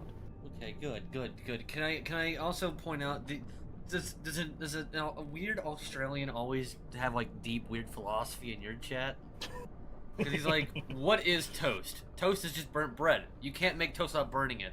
But like, and then I'm sitting here thinking like, well, if you get a sub, you could toast a sub. But is toasting Also, Only Toasting bread? is not the burning of bread. That's true. Because Can he that's toast why a Dom? burning is its own. Oh my god. You can toast the Jews. Anyways. Oh my Jesus god! Anyway, you have seen that the weather today and the weather ahead is fine. I now want you to roll me a perception check. Let's general let's see if I can get away with that Jew joke. That was. Oh, I can. Okay, good. You can well enough. Man, if you had advantage, that would be wild. Anyways, now that you've gauged what the weather is going to be like, you want to see what is coming ahead in the direction you are going. You know the general turn that you guys will be making throughout the day. This arcing, slowly arcing path that you'd be cutting through the eventual shroud, and you're kind of wearily looking ahead for that very thing. And you can't really make out anything. It's too far away, but It's 9.5 miles to the horizon. yeah. Oh. You do note that very, very small line that traces way off in the distance. A very thin line, this almost pitch black line. Way off in the distance. Stretching beyond what you can see.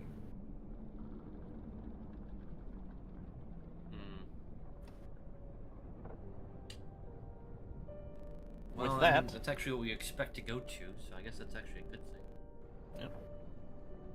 but with all that being said, you all are finishing cooking, setting things up.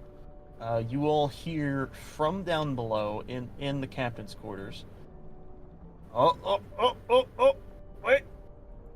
Did it work? Underfell, we do different streams, so You hear yeah, that we're done with bellowing out Cuphead from for the today. below. Now we're doing D&D, and tomorrow we'll be doing Cold Tour. We'll be back with Cuphead, don't you worry. Yikes. What was that? Did you mean to do What's that? going on? You muted yourself. Yeah, I was talking to Chet. Oh, okay. Sorry. I didn't want to interrupt you. No, you're fine. So, as this is heard, you see Craig exit his room Oh, did you want me up and top kind of still? look around. Huh? I thought we were moving downstairs. Never mind.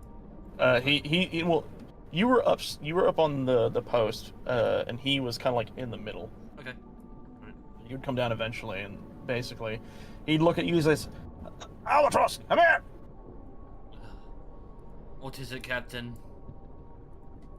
He walks over towards you, and he holds up the totem. And for one, it looks a lot different than what it did before. You will note that there is tracings of salt poured into it. You will note that there are these there are like these like, I want to say like painted drawings. It looks like he literally took like a brush and some paint and started drawing some symbols Runes. all over this You're thing. drawing runes all Yeah, over. runes, very similar to runes. And you're looking at this, and it looks very weird. And then he holds it up to you, and he's kind of like, not really frantically panting, but he does look a little out of breath. And he's like, "So, I think I got it to work, or hopefully. I did as much research as I could upon, superstitions and whatnot, hoping that maybe something would do anything. And I noticed that as the day went on, it holds up part of it that you would normally have seen a lot of the tracings of these tendrils of darkness, the shadowy tendrils that seem to have slowly receded. The indentions in the wood that they had left is still there, but it looks like the shadow is slowly fading. And you did a purification writings on this? It's more like pirates' tales and such, things I've already heard. I merely tried to take everything that I had ever really read or caught up on or listened in on and put them into practice, and I'm, as you know, not a very religious soul. I guess but, I guess to more than my specific question, will this harm me if I grab it? Let's find out. He tosses it at you. I guess I catch it in the middle of the air. Nothing happens. Oh, I'm fine. Well, guess not. Well, alright, I guess it's time for that. You blow into the whistle, and a howl is heard. Doug, give us a good howl. Yeah, I knew he was gonna fucking do that. There we go. Chihuahua ass howl. Alright. As you do this, you listen in, and you feel this faint magic about you that you did not feel in the last time you did this. But what you see is not what you expect. You see the magic swell and wrap around you, And but I then get teleported to the castle. no, that would be funny. But then it forms around your shoulder, and you see a silver parrot. What the? Okay, sure. He's holding a piece of paper in his beak. Oh god. Okay, so now with the magical menagerie. Okay, sure. I take the rolled up paper like it's a fucking messenger hawk and I slowly roll it out. It in very fancy, like silver filigree and writing. It basically says, the magics that are near you are difficult for me to pierce. I cannot do much. I could only send Grim in a smaller fashion. This is what you will have to deal with for now. He then puts on, ask Grim what you need. Well, Parrot Grim. Maybe it's better if you just see. And I'm just gonna walk into the room over here. Yep. No. This now silvery white parrot kind of holds its head to the side, looking around the area you guys are in, and then as you walk in, it looks down at Pan, tilts its head even more to the other side, and then takes its wings, unfurls them, and kind of like jumps and slowly spins and then lands on top of Pan. Starts to look around, patters up to Pan's face, and kind of looks at her. And then he spins around and looks up at you. And then you just hear, "What happened?" Well, it would seem that her and Damien had a dream, and while Damien woke up from it, she didn't. It turns around quickly, and then looks back over at you. Dark magic! Yes, very, very dark magic it seems. Well, you already know where we're going, I assume. So, we believe it has something to do with that. He turns his head to the side, and then he jumps off of Pan and starts to fly and flies out of the door. Depending on if you follow or not, you would see it land on the railing of the ship, and it kind of looks around. And you hear off in the distance, Shroud. Yes, Parrot Grim. The Shroud. The parrot flies over and lands on your shoulder. Specimen! What? I mean, I thought, I Sorry. think I'm quite one, yes. Sample! Sample? What? Sample? It lowers its beak and touches the totem.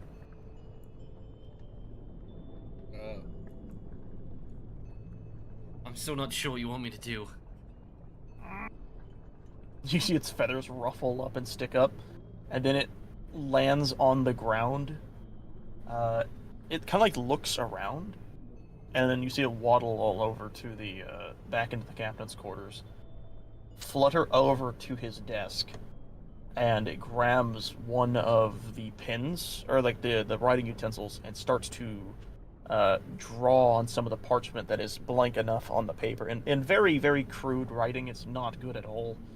But it says... This looks even worse than Orcish. Probably, yeah. It says, need sample. Okay, so I understood that you meant we need a sample. What I'm saying is, I don't know how to get that.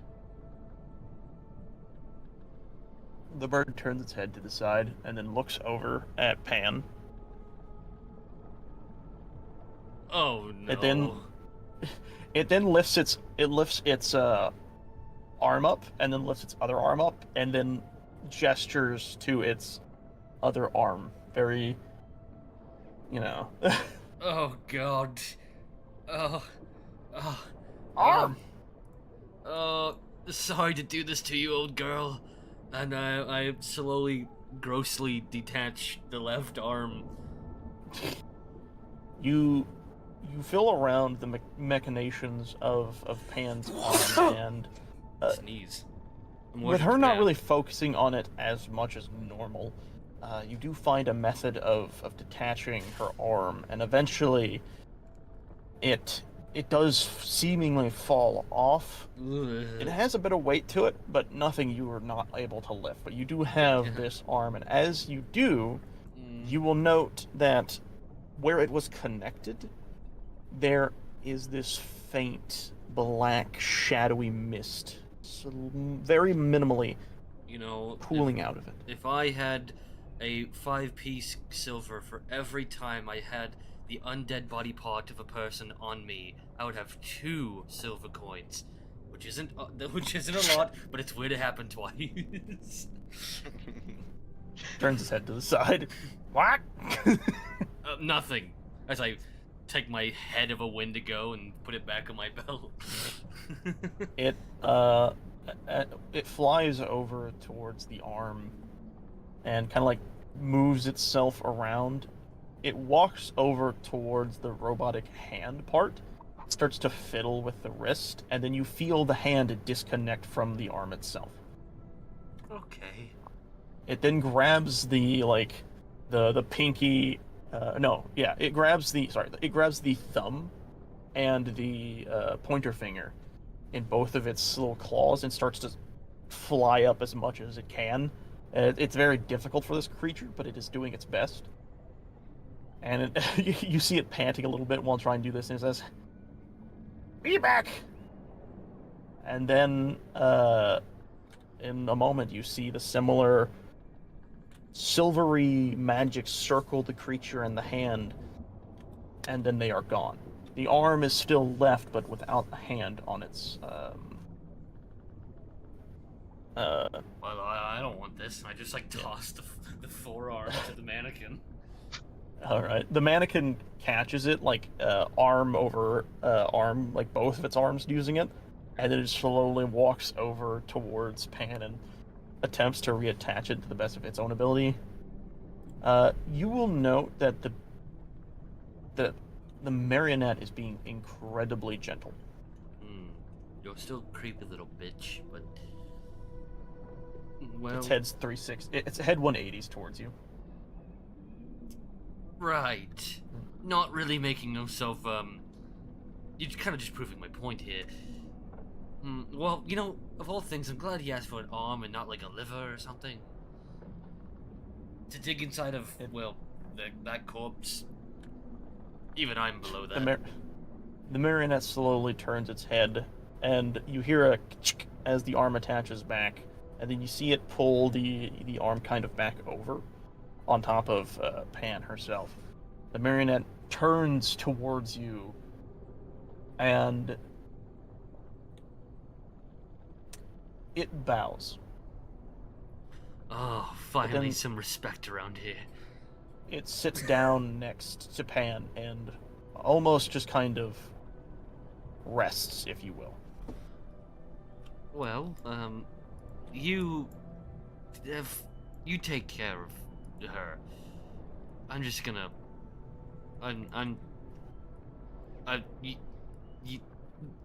You girls have fun. He just awkwardly steps out. as you return, while all that's happening, you guys down below will see Crag at some point walk down and be like, "Oh, what's that nice smell?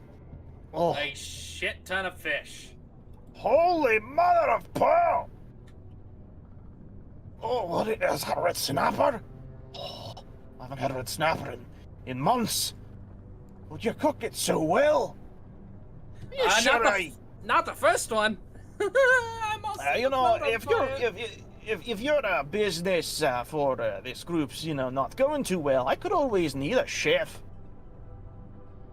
How much you paying?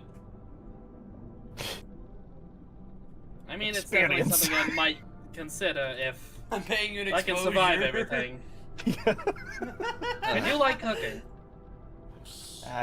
There's a lot to cook out in the sea if you fish up enough things. But if you don't mind, he's gonna sit at the end of the table and kind of like set him off some stuff. And then at this time, We- Albatross. Yeah, you all can do as you wish. That was the most disgusting thing I've ever done, and I've eaten people. No one cares about what I just said. Okay, I mean, it makes sense what you've had to go through. that is fair. Yeah, I kind of know. Well, yeah, you were there for that. I like how everyone is kind of just aware. Give him the burnt one. Yeah. Where So- did the burnt one go? Did you throw that away, Gug? It's taken care of. You ate Jesus. it? Okay. He just I wipes ate his it. mouth. Yeah. So, you all dig into tonight's dinner, and it is, as expected, very well cooked. It's delicious. The blood, what we call rub, that Damien has now gotten used to making for you, Albatross. You know, it does make the meal a bit more palpable. Yeah. And as the day continues, you all eventually clean up the kitchen set. Damien, you know it is time for you to do the last chore of your day. You which know. is to clean is to Back in the No? Overkingdom, well, we had a lot of venison. We actually made a lot of fish. We have a big fishing community up north. I was never a part of it, neither was my mother. We were natural hunters, but, it's a thing. It was a lot of fun. Well, you're good at fishing. I mean, you caught today's meal. It's true. That is fair, and yesterday's. Maybe it's not. Yeah. Maybe I am a natural at this. Or maybe it's just Gamba. Probably Gamba. Gamba. Gamba? God, I love Gamba. You like gamba, is that right? Yes. You ever played blackjack? Oh, have I played blackjack? Yes. He chuckles at you and he's like, how's about this? Later tonight I'll challenge you to a game of blackjack. Does that sound fun? You fancy yourself a gambler? Yes. Then we shall do as that. And while that is happening, everyone can eventually clean up for the time being as the day goes by. And Damien, after all the cleaning of the food has done, you now have the list of fixes that you have to start working on. We're just going to do a sweep over. All right, how Check. good is Gug's handwriting? Actually, that's a good question. Actually, I think you'd be kind of surprised because I did work, with a pretty intelligent man for a bit. I think he'd need my penmanship for something. I do think your penmanship actually would be very good. You, I think, would be fairly surprised by how well written. He can write in English great, he just can't speak it. Well, Gug, this is very precise. Oh yeah, he's pretty good at it. I don't think I've ever seen you write anything Even before. I have trouble speaking, writing in your primitive language. Alright, well, I guess I can go ahead and get started on this. Oh, look at your character sheet real fast. Let's see. So, I did say Well, I I would will- try. yes, I want you to roll me a survival. Yes. Yes. Right, yes. Yeah. Yeah. Okay. So, Hey, that's Uh, not terrible. no, it's not. It's not as good as Pan would be, as expected. She is a lot more adept with repairs and fixing and making. But you do as good as you can a once-over of the ship of all the repairs that Gug had set out for you. I would say that instead of following what I had written down for the checks, I'm going to consider this more of what you can get done in one night. You get done through most of the fixes. There was maybe like 2 things that you couldn't get through in the time that you needed, but you feel that it is enough and manageable, and you could probably jump on those in the morning and be more than fine for the day after. But eventually, you manage well all the repairs of the ship, and after that, let's see here. All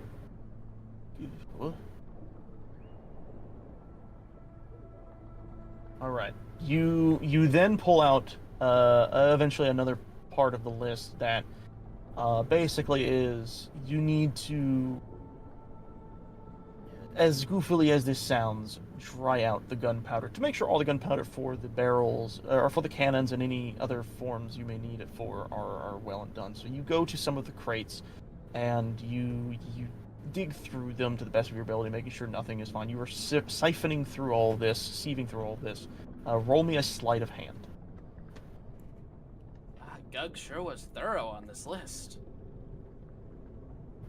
Ooh. And you are more so. Almost every single grain of powder you pretty much meticulously get through. It is not difficult for you. You are very, very adept with your hands. You are able to sieve through all and any form of gunpowder that needs to be left out to dry. You set in a specific spot of the ship where it will do such. Anything that is already dry, you keep in the boxes next to the cannons and everything. And for the most part, your job's done for the day.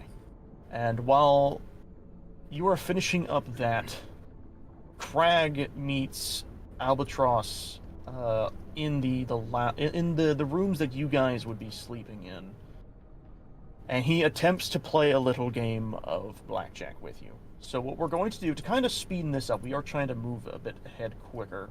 What we're going to do is, I kind of wish they had like a luck stat. That would be funny. I think what we're going to do is we're going to do a performance check between the two of you, and whosever performance is just better is the one that will eventually win the game. Okay. Game of chance, I So- see. Yes, we'll basically do best 2 out of 3. Oh, okay. Are you ready? Count us down, Captain. All right, 3, 2, 1. Performance. Ooh, oh, I'm still the marionette. That's fun. Or I'm supposedly the marionette. But hold on, let me. That's just my name wise. Reroll. I'm not re-rolling. I'm just doing that for the next ones. So you win this one very easily. He overcounts his hand. I get a nat for 21. Is what happens. I flip Yep. my fucking No, card. literally I exactly get that. Ace King. Yep. And he's immediately just very bad in this situation. With that, he's like, all right, best 2 out of 3. Very well.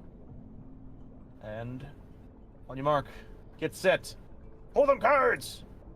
Wow. Oh, Wow. Oh, you beat him by Crazy. 1. My He looks God. so happy. He pulls his cards out. It's a 20. And but you have the slightest of smiles. You pull your cards out. Once again, 21. And he's like, okay, you've got to be cheating at this point. That's 2 21s in a row. Just look at the draw, mate. I'm a lucky guy. All right, you know what? I'll let you have this one for tonight. I'll be... Actually, wait, he pulls out of his bag some gold, and he says, I'll let you have this for tonight. You did win fair and square. But I remember appreciate this, and he gives you 20 gold coins. Ooh, I appreciate that, Captain. I'll get you tomorrow, I promise. And then he heads back into his quarters, heading slowly towards his dorm. And basically just makes it to his own bed, and then readies for his own sleep. Oh, In this point in time, I would like to ask, what is everyone doing to prepare for sleep? Fucking get. I'm like counting my cash here. Yep. 20 extra gold. Oh yeah. Gug, what would you have been doing during all of this? While Damien is repairing, and Albatross is winning. I haven't cleaned like at all today. I think I should go around and just like maybe not do a thorough job as I do, but like just go around and get some general cleans All right. places. Casual. Nice. Yeah, casual cleaning. Just roll me performance. Just a generic. No bonuses. All right. It is exactly as you said. It's a more of a casual walkthrough. You kind of make sure to pick up any forms of smudge that's on the ground, bird poop that has inevitably fallen on the railings or some of the staircases. You quickly clean up, removing most of the general trip hazards that can be around the ship. And eventually, nighttime fully falls. And what I will say is you look up at the sky, Gug, and a bead of sweat falls across your brow as when you are looking, you recognize the phase of the moon is that of the first quarter. Knowing that in the next 2 days, a full moon will inevitably be upon you once again. You set yourself up for the next day to come. And if anyone has anything else to do, we will Well, move seeing on as to the Damien next doesn't scripted sleep, scene. and I slept the last night, at least I woke up in the morning, is what we did at the end of last time, so I assume we kept that.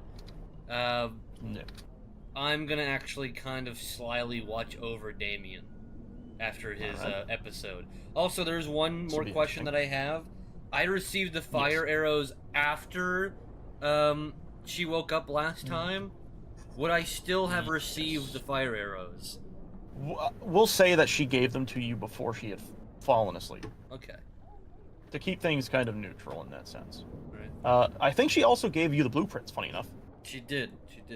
Yeah, so lucky you on that sense. Also, no one grabbed the walkie-talkies, so, I think you were without worried those. about doing it because of what Gug had said before, where it was like, be weary of picking up things from her. That is fair.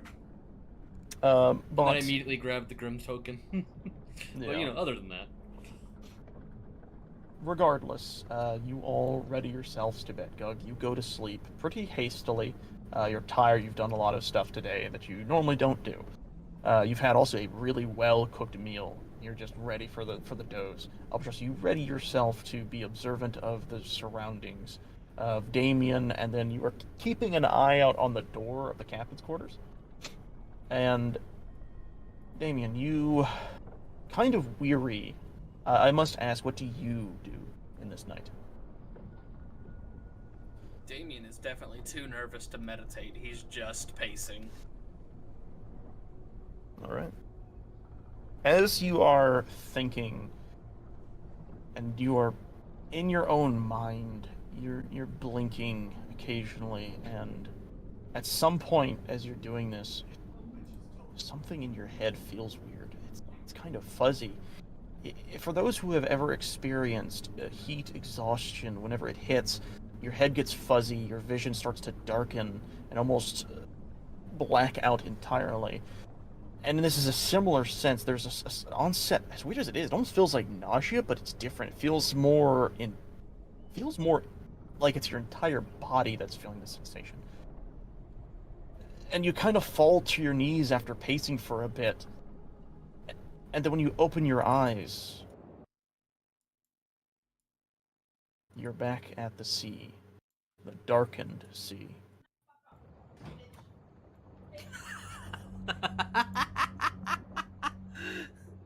Oh.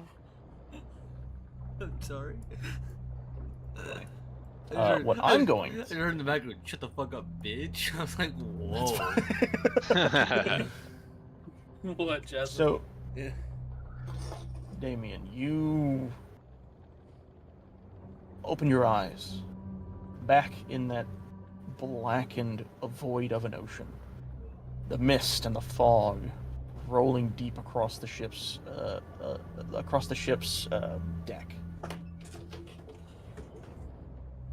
And But I was just keeping track of where I was. No. We're not doing this again.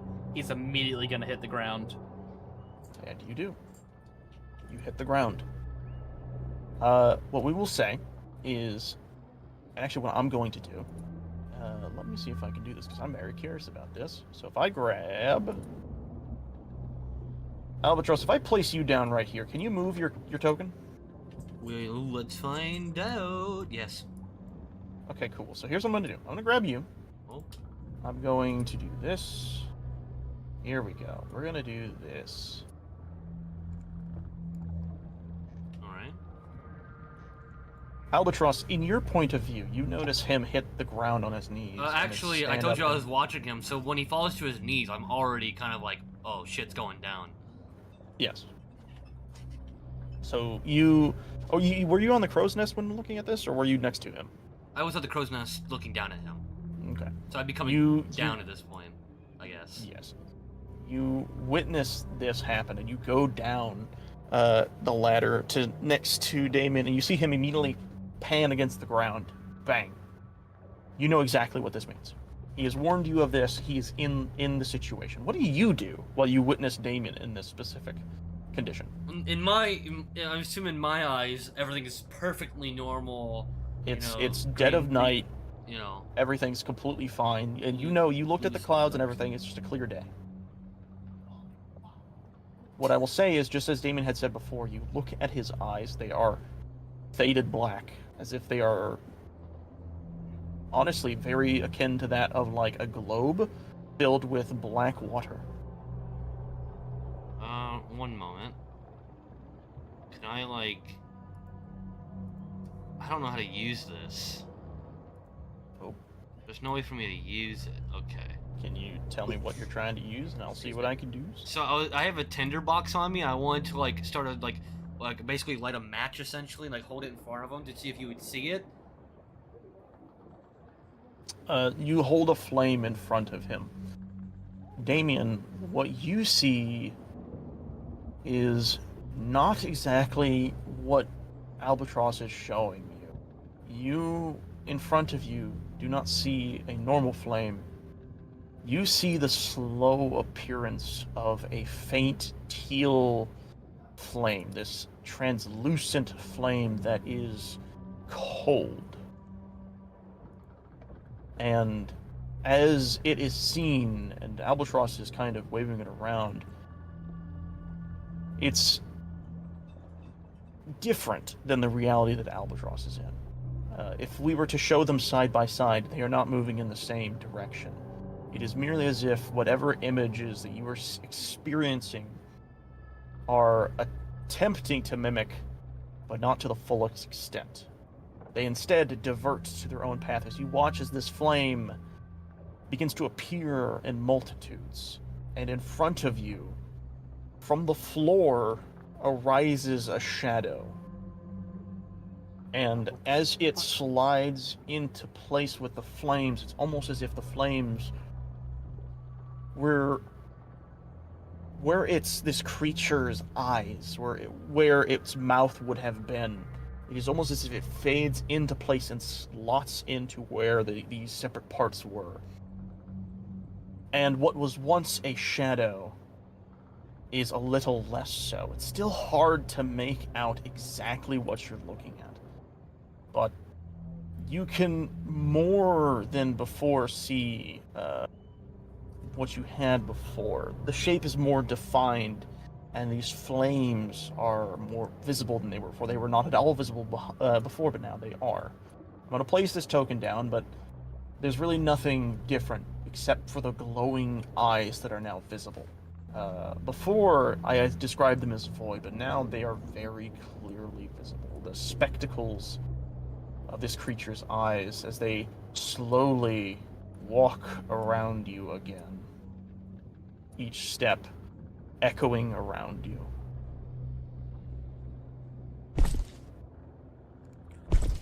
All right, And so as- now what? You said that you would see me again. There you are, just like you said. As you say this, its head lurches to the side and walks in the same pattern. And its mouth opens up, and you once again hear it speak. Traveled. We meet again. Fun timing is and yet you still hold no fear. How peculiar. The other held a desire that I could fill, but I do not feel that weakness within you. And you aren't going to. Because I know now that that's exactly what you want. Want whatever I want, or within the shroud will be mine. 'Tis my desire, my destiny. But I think I can do something a bit more with what I already have. As he does, as he stomps moving. You're still in his voice. I know. Oh, sorry. Sorry. He narrates himself. Thank you. As he does this, he stops moving, and you see him kind of grab the railing and start to slowly walk backwards. Oh, the cat's doing things. And he puts his back against the door that is seemingly shut. And he says, I wonder what you will do when you are pressed against the wall and have to make a choice. A very deep choice. Albatross, Doug, anybody? What will occur? and he fades through the wall. I can see him right now, and I think he's heading towards Pan. And in this moment, in the real world, Albatross, you actually see Damien, his mouth moving frantically. Emotion on his face is distressing. It looks like he's trying to speak, but nothing comes out. And in this exact moment, I would like to ask what you do, Damien, or Albatross. Well, I would have liked to have before that have attempted something I don't think would have worked. That being, so he's using the fire not only to see if he would react to it, which he kind of did, like, yes, enough to where I would notice that he probably noticed something, and basically I was gonna try to use that as basically a guide of kind of where I was. Of course, in his vision, it kind of blurs that, but essentially, he wanted to kind of reach out to Damien and be like, wondering if Damien tried to reach out to him, if he would basically take him in with you. Like, basically, they would share this vision, if possible. So, he completely turns around because the guy's walking around him, so that doesn't work. So it's like, okay, fine. Actually, I would like you to do something for me. Can do, Chief. As he's turning around and you're trying to connect to the visions he is having, you put your hand on his shoulder. I want you to roll me a wisdom save. Piss. Oh no. Yes! The one time it's good. Very good. It is almost as if you are overcome with this fear, this darkness, this creeping horror, paranoia, immense paranoia. The moment you touch his shoulder, everything zooms in on your vision and you immediately let go. If your heart was beating, it would be rapidly. And your breathing, though you don't need to, you voluntarily do out of fear. Whatever that was, that sensation, was wholly undesirable.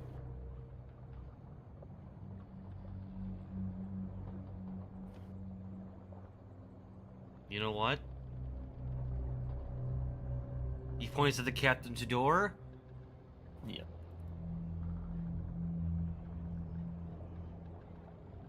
He still has a physical body, yes? You do note that his body is tangible. You can touch it, but it is, now that you are noticing and looking at him, a little more translucent than what it normally is. So, it's almost as if he's I grabbed in his shoulder before. 2 different realities. So Yes. he is touchable. So I touched him, and I feel this, radiating fear Yes. that isn't necessarily my own, but I do it through attaching to him. I feel that. So now I'm trapped between 2 things. One is that's very undesirable, but 2, that's what he's feeling. So him pointing at the captain's quarters, me assuming because I already don't see this entity, I'm not going to. Oh shit. I grab Damien and I shadow step him through the wall into the captain's quarters. Because if I can't see him, Damien can. So, if I remember correctly, the door was left open, so you're fine to do this. So you and Damien bamf into this space. I unfortunately do not have the map of that. I should have made that prior, but I did not. But Suzuki. I don't need to, because the moment this reality happens, it's almost as if 2 separate images are slowly fading on top of each other and aligning into a thing, into a singular frame. What you both see is in 2 different perspectives, but they are aligned nonetheless. Damon, you feel yourself suddenly shifted through reality a little bit and appearing somewhere else inside the cabin. And this feeling is jarring. It is a little terrifying. But there is a familiarity to it. And you look up and you see that same deathly figure. He stands over where Pan was, which I believe was here. Yes? It was right here. And he looks over at you.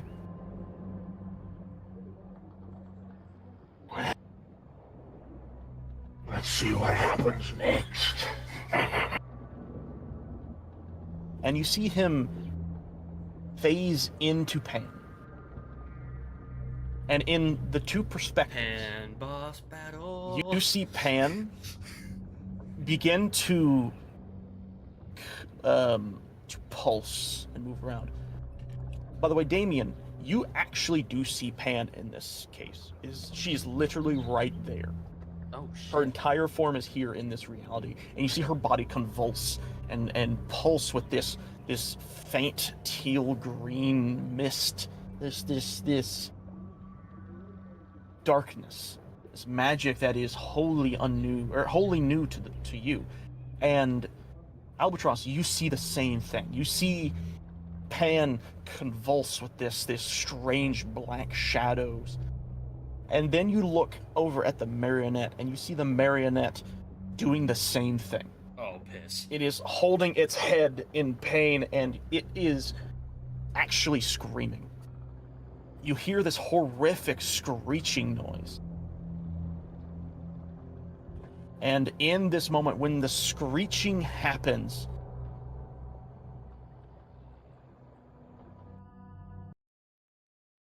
you all snap back into a form of reality, or at least Damien snaps back.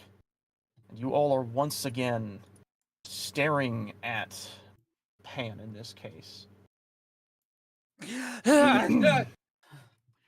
Damien, where you at, buddy? Here, let's drag you over here. So you guys are about... If you want, or he'd be I'd say right about behind me. Here. That's not where we are Yes. in the other dimension, but sure. Or wait, right It behind. works. Yeah.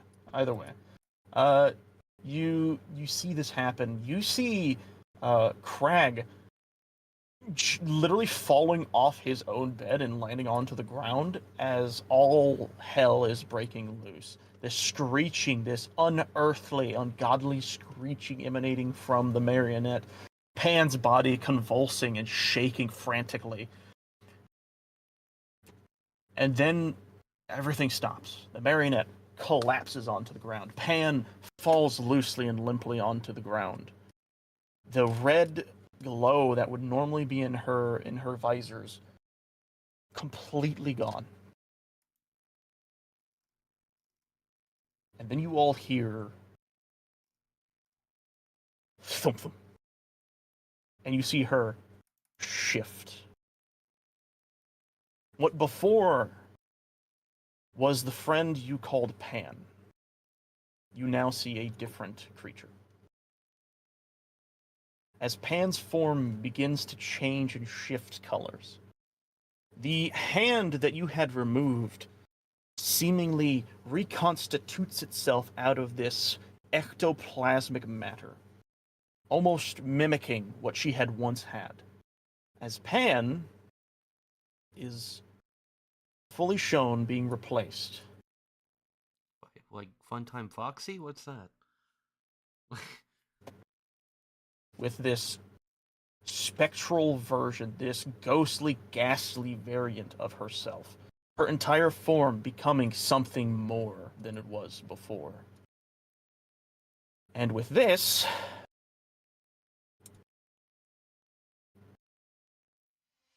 I would like everyone to roll for initiative. Oh shit. Is it okay to say that I would be walking that way at least? At this point, since You we're, would like, definitely have streaming? heard. Okay, cool. Then I'll roll initiative, but I'll say I'm like right outside the room. If that's cool with you. Fuck yes. All right, let me pull up the. Hold on. Let me pull the turn order Oh. thing. Sorry. Can I just say Alright, that that's the video. song that just came on is something I've been listening to heavily for Damien's inspiration? It's also not very battle music. No. But all right. No, Yeah. it's not. I'm getting Here. hyped. It's more like I'm ready I'm to go about to on play Pets. Beat Let's do Saber. it. Yeah, that's what I was thinking of. I'm sorry. Well, we're gonna temporarily move that one out of the list. I apologize. All right, I like that. It was Let's a good try song. that again. It was, but I don't think it matches the vibe. No. There we go. There we go. Ooh. You all hear and see Pan arise from the ground, floating almost, Oh. as she makes herself known to you all. Not as she was, but as something wholly different. Crag, barely able to... Oh, wow. Crag, barely able to stand on his own hind legs, sees what is happening. He's like, I knew it! She was too far gone! With that, I'm going to roll for initiative on her as well. As before you all had fought Panhestus, the zombie, you now fight Panhestus, the possessed mad scientist. Okay. Alright. With that, I'm actually going to turn my characterization back to myself, so I don't have to keep swapping between names. I'm going to double check to make sure. I think that's everyone, because the Marionette will go after her every time. You guys all have your turns. and So Crag she has goes his. last. Nice. Yeah, pretty much. Alright, with that, Albatross, you see her arising from the ground in this ghastly form. What do you do? Cracks neck. Oh, bitch. I've been waiting for this one. Dread Ambusher. Nice. Okay. Oh crap, I pulled something up. Alright, there we go. At the Give start me of your the first round of decisions each of combat, this. your walking speed is by 10, which lasts until the end of the turn. If you take an attack action on that turn, you can make one additional weapon attack as part of that action. Oh, yeah.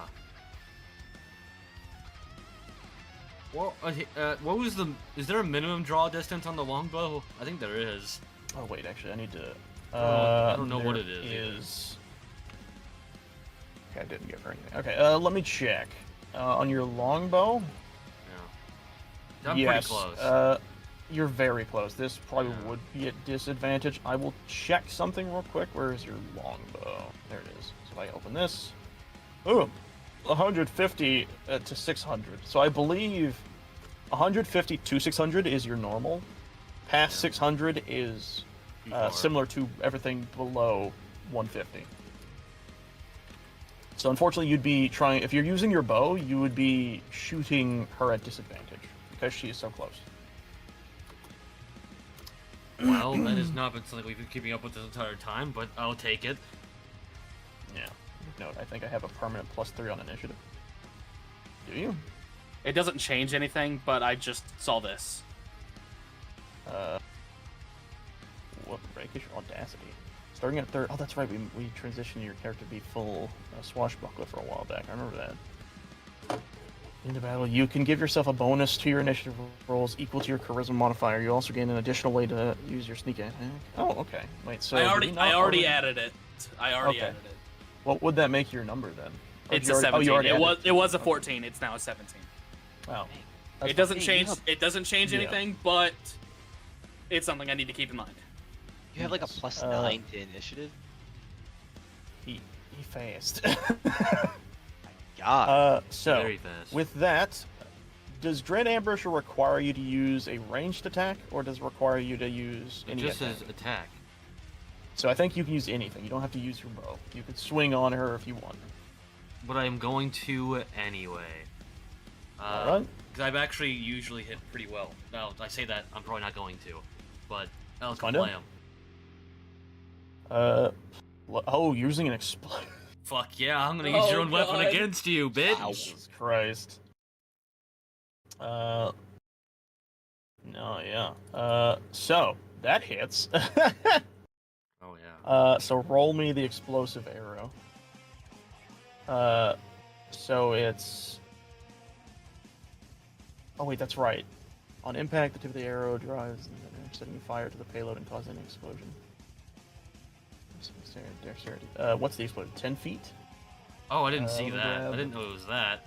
Oh, I didn't have It's a this explained to me. fucking Well, exploding arrow. we're all outside. Okay, safety, yeah, so we're it's good. literally just the marionette.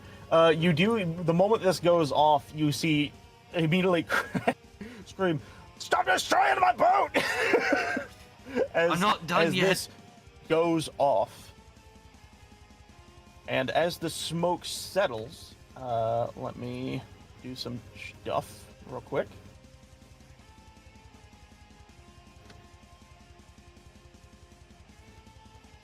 Yes. So, what you see is the mannequin taking. Hold on, shit. I gotta do something. You see the mannequin take the full. Wait. I forgot I have to make a save. I'm stupid. I can't read, guys. It's okay, All I right. believe in you. So I'll have them both do dexterity saves. So this is the marionette. Jesus. And then we're gonna have Pan do a dexterity save. Wait, no. I realize I made a mistake. That's not the save. I apologize. Actually, I don't think that changes for Pan. She still has just a 3-square dex. What about the marionette? That would be different for the marionette, so I will roll this for the marionette. It got a better one. That's fine. Both of them, actually, Is that for Pan knockdown? fails her dexterity save. So in the sphere. Oh no, that's for half damage. Okay. This arrow drives the dinner cat back. Yes. So basically, what you see is the marionette literally jump and dance away from the shot and then dance back, but you see Pan not move at all. She has this calmness to her that is very eerie. She normally banters a lot through her fight, but she does not seem to care at all. Yeah. You then see that the attack had 0 damage. Fuck off! Like, what are you talking about? I see damage right there. It had done 0 damage, I should say. You then notice her form take in the flames around her and do nothing. She then, there's this ghastly laugh that she manages to get out. She looks at you. What's that? That's my D8 for Dread Ambusher. Oh shit! Yeah. By the way, I have another move. Like, I I'm forgot nowhere even about close that. to being done. So does that add on to? It's like I'm not Okay. done. What the fuck would Dread Ambusher's damage do? I guess it would just follow along with the. Yeah. It does the same damage type as an arrow. So yes, that'd be fire in that case. So again, for her it doesn't do anything, but the mannequin it would do half, I believe. Okay. I'll take another So I 3. will. Yes, it's another 3 for the mannequin. All right. There we go. Alright, fine. Fire won't work. Let's try just normal. You just shooting at her with a normal arrow? Yeah. Ooh, Oh. 16. I don't know if 16 hits. Let's find out.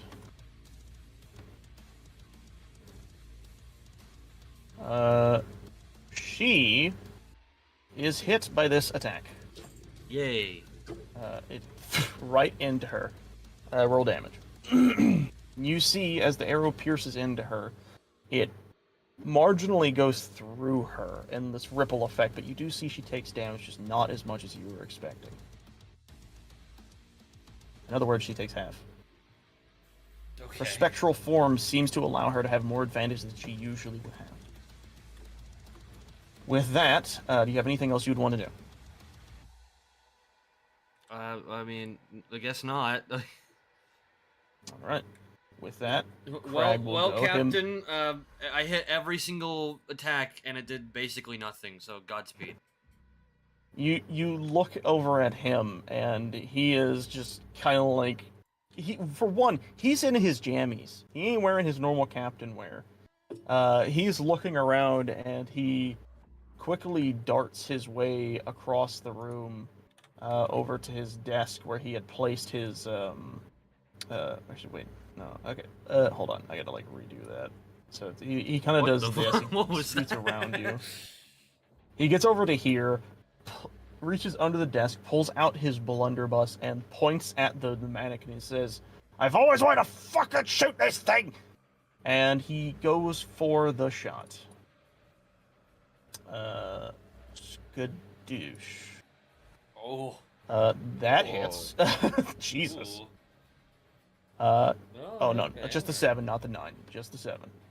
It's counting the bonus 20 over there. He does the 7. Let me caricature sheet. I need to make sure of something. Yes. So, similar to what your arrow had done, you see that this does not affect the marionette in the same way. Its body is rippling like the waves, but it does take some of the damage. It's looks at you all very menacingly in a creepy fashion and kind of cackles. Crag looks back. He says, "Oh, I somehow hate it worse now." With oh wait. Okay, yeah, no. With that, okay, no. With that, he What'd you miss? You're in a does boss nothing. fight.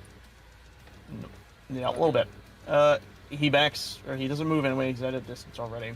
He gives his turn to Gug. Gug boy, what you gonna do? I'm gonna walk up close to Oh the yeah, you're doorway, outside. right here, and I'm gonna just start by putting on a little bit of armor, cast magic mage armor. All right. I like how him, who has no idea what's going on, sees this and just goes, I guess we're killing Pan now. He hears an explosion. He hears a shotgun go off. He's like, nope. Yeah. I ain't risking for these biscuits. That's all I can do this turn. All right. You do all that. You set yourself up for what is inevitably inside this room. That now you can actually see. I'm actually going to move you over here. You can see within the room. You see Pan and her marionette in these ghastly forms, with these flickering flames of teal emanating from her. This just horrendous sight. What is your reaction to seeing that, actually?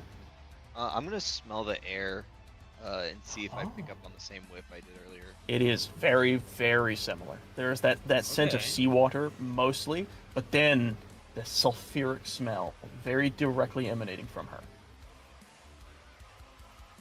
I'll just kind of mutter to myself and be like, Oh, Pan.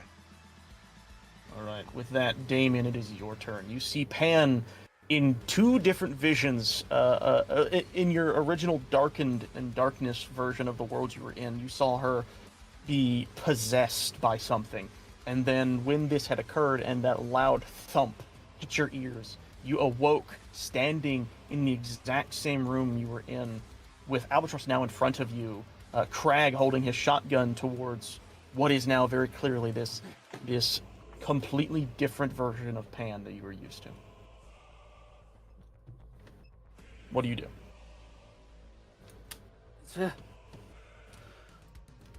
Am I back?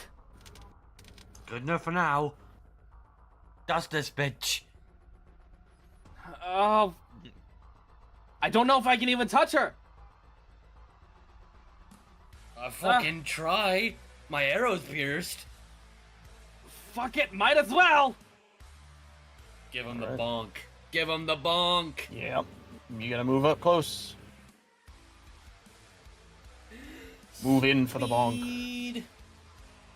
Alright. You move in for the bonk, roll to hit. Or roll to damage, sorry. Alright. Ooh. This is where something interesting happens.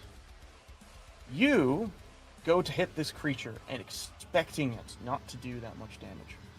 When you do, you notice that your translucence almost mimics their own, and you hit her, and it is the full blunt damage. You two are a very similar species, so you are fighting her on the same plane. And if I remember, she's takes the the full weakest 9. as far as health goes of all of us. So, unless you maxed out her health, could be good. If you would like, I will already tell you she is not weak anymore. So yeah, you did buff her. Yes, she is effectively a mini boss. Okay. With that, Damien, do you do anything else? Wait. Okay, no. Right. Forget about the bonuses to your +9. I forgot that was your bonus. Yeah. He don't All miss. right. He don't miss. Like me with my bow. I don't so you're miss. Looking at your character sheet. Yeah. You guys literally don't miss. It's wild. I think I've literally missed one arrow ever.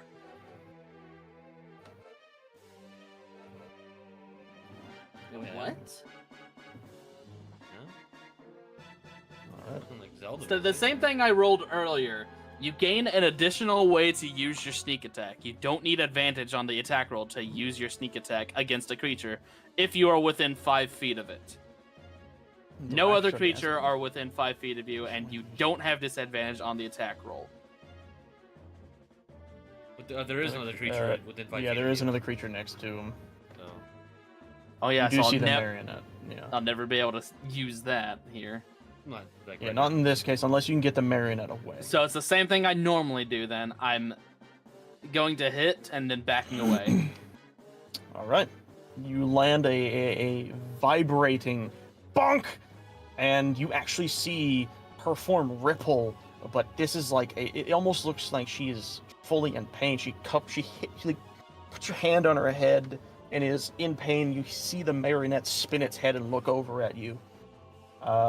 And Pan, it is her turn. She, in this moment, let's see what she can do. Let me check something real quick. Okay, you see her pull up her pistol, and she loads in these faint purple but blackened balls into her gun, and she points it at the ground between all of you. And she uses, let's see, or actually maybe, hold on, I gotta make sure I'm using this right. I gotta open this. Okay, no, she aims it at a target, sorry. It's been a while since I've looked at her character sheet. She aims at Crag, and her goggles glow with these teal flames, these chilling flames, and she shoots at Crag. Let me roll to hit, please. Poof. All right. I am almost certain that hits. Yes, actually. So he takes the damage, which is, let's find out. So 25. So if I click this, he takes 8 necrotic damage. You see him take this shot directly to the chest, and he holds his wound. He's like, ah! And then you see this tendrils of black pulse around his wound, and he holds his chest like, be careful. That's not a good feeling to have. Alright. With that, then the other effect takes place, and I am now going to grab the thing. So what I'm going to do is I'm going to grab this. Could someone draw me on the point of Crag a 20-foot radius sphere?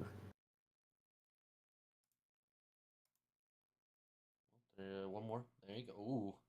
Thank you, Jesus. Everything that's not Gug. Wow. Let me Good out here. grab this. I'm gonna do this. Oh, nope, not that. This, and then I'm going to do my best to match the circle. Don't worry, I have reasons. Alright, so now what we're gonna do is we're going to change layer to map. And then I'm going to go to the map layer. I'm going to grab this. Can I? No. That's a shame. Actually, I wonder if this will work. Okay, so they added a new layer to things. I'm going to see if this works. If I put this on the foreground layer, do you all see that purple circle? Yeah. Yeah. Awesome! That's so cool. Okay, that's a new thing, by the way, and I'm so glad they actually get to use it. So you see this fog, this Although dark we can't and black see any of purplish ourselves now. fog. Yes, walking in. The sphere spreads around the corners and its area is heavily obscured. It lasts for 5 minutes or until a wind or moderate of greater speed, at least 10 miles per hour, disperses it. So within this thing, all attacks at her will be at disadvantage unless she is outside the fog.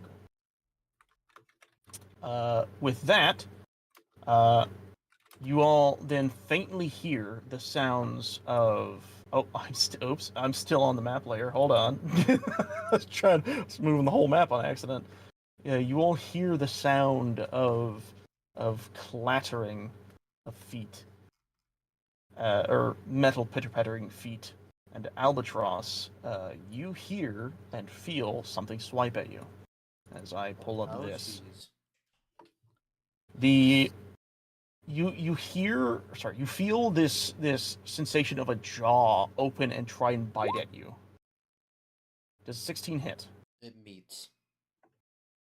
Ah, sweet. So you will take 4 necrotic damage. I take 2 necrotic damage from Sweet. resistance. Yep. With that, that is her turn.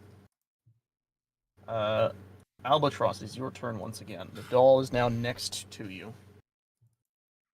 Okay. I wonder if this is gonna. Yeah, we gotta go for it because it specifically does say all hostile creatures, which would Yep. mean not my friends. While wearing the skull, you gain a bonus 1 ACC. Alright, as an Alright, action, you fine. can roar. Alright.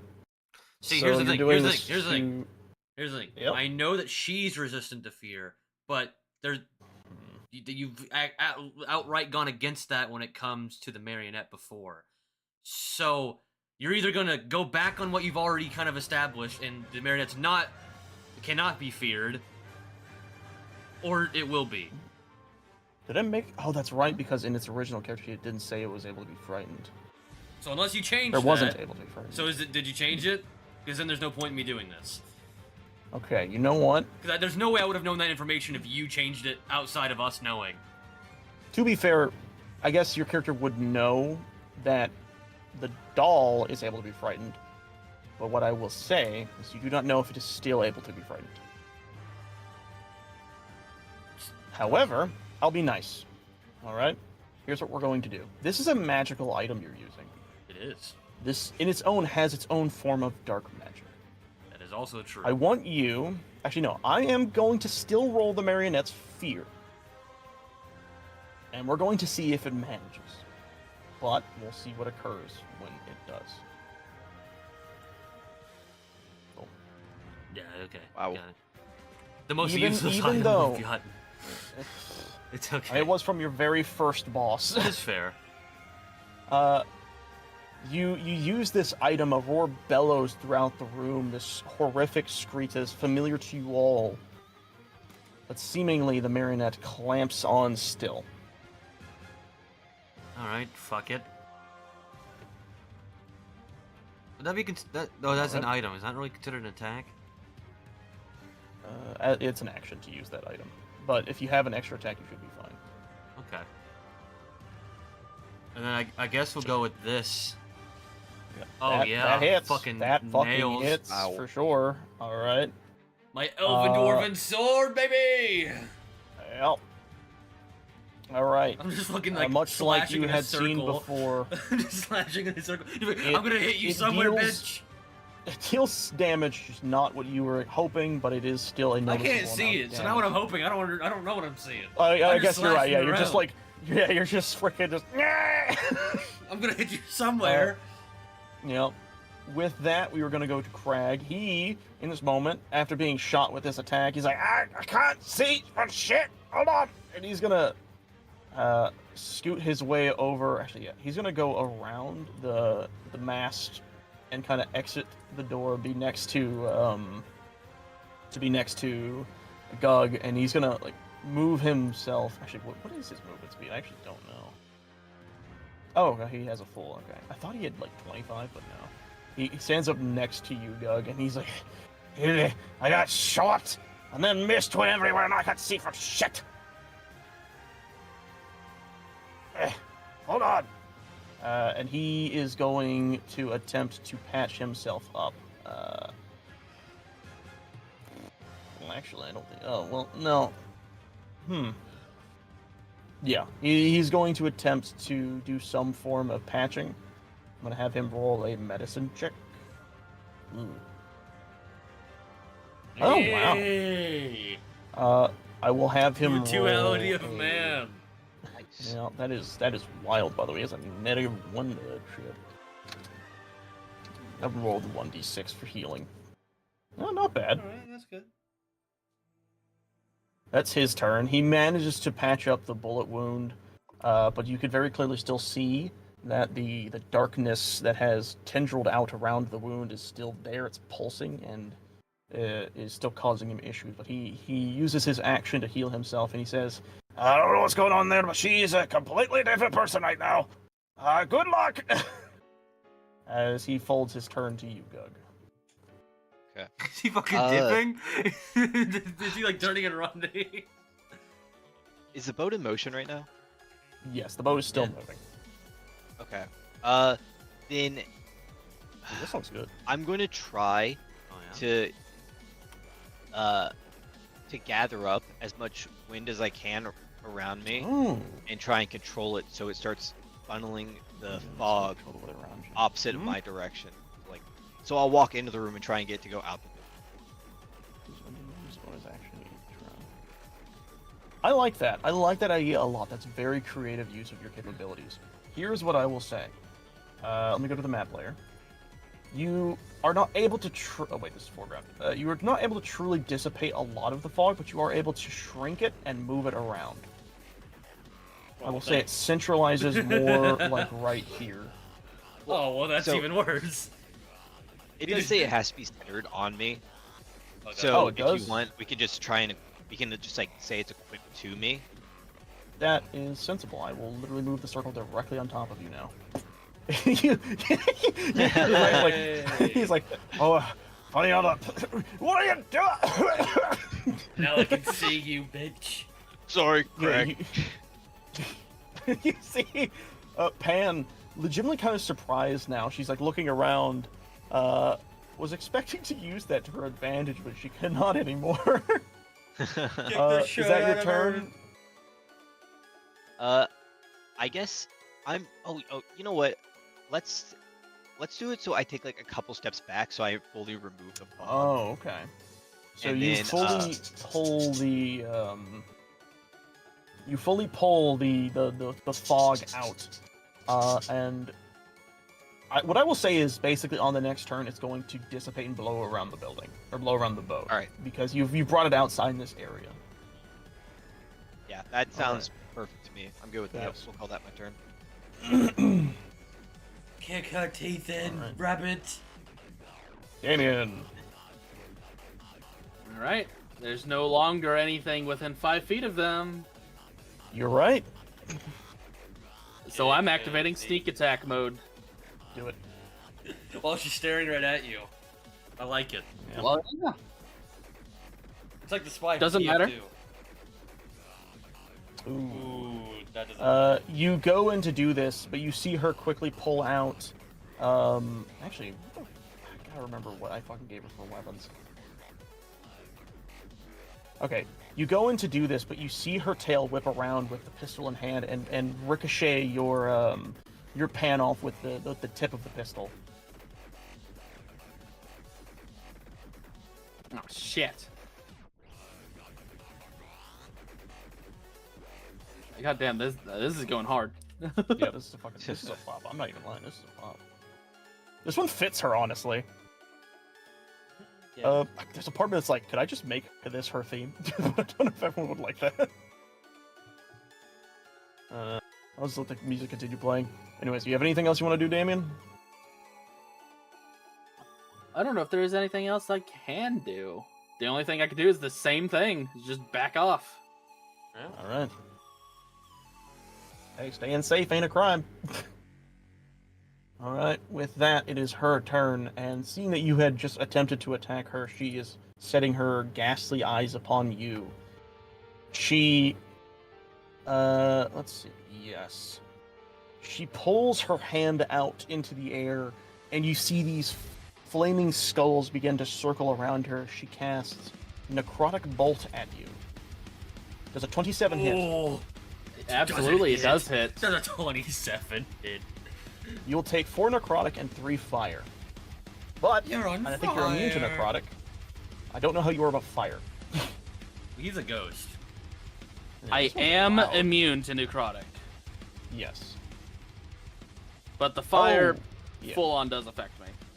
Okay, so 3 fire. Nice. Actually, hold on. He is? No, never mind. I'll leave that as the magic thing. I have to remember that you two are both ghosts, but I'll say that's more of a physical thing than a magic thing. Regardless. So you take the 3 fire, right? Yeah. Alright. Pan, in this case,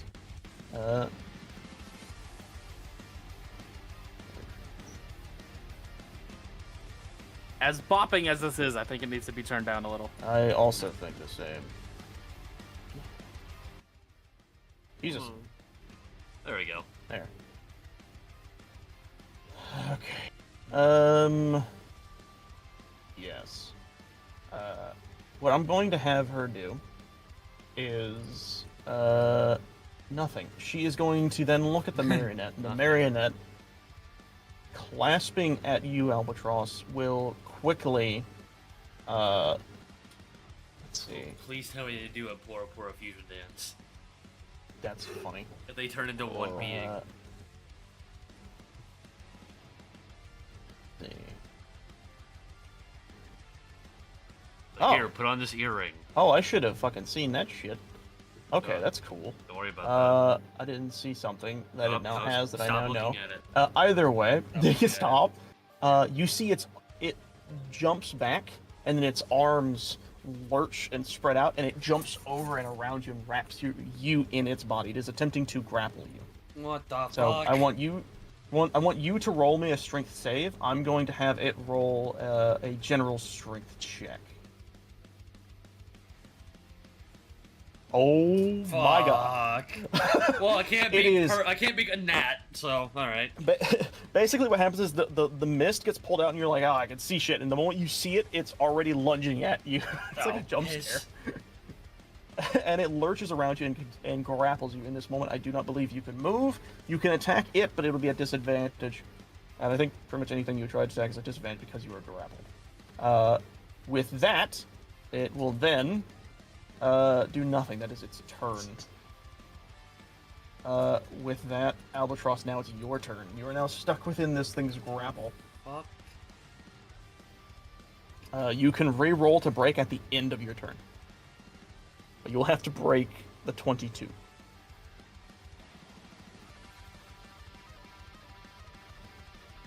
And if anyone needs it, I will In research theory, up the grapple. could I think now, I know what you're thinking of. In theory, could I warp out of it? That is a good question. You gain the ability to briefly surround yourself in the shadow and you teleport to different space. You know what? I think that's fair. You effectively become... Oh, what the fuck did I just do? How the fuck did I do that? What did you do? Apparently if you double-click the top left chat icon, you turn into a pop-out. That was Ooh, wild. Nice. I will allow this. Oh, yeah. However, I will give it Oh, a no. stipulation. Okay. Because you are using this to escape a grapple, this will have to be your action instead of a bonus action. Fair enough. So where are you teleporting? Well, I think okay. Before we even do that, Yes. we had mentioned, would I still get to attack with this? Yes, what- that would So that's the still be precedent an we're extra setting. thing you can do. Okay, so then I will do that if that's Wait. the case. Wait, hold on. Whenever you take the attack action on your turn, I don't. Okay, so the attack action and using the action attack are two different things. Yeah. Or I think they share the same umbrella. So I don't think you'd be able to use an extra attack if you used your action to break out of something.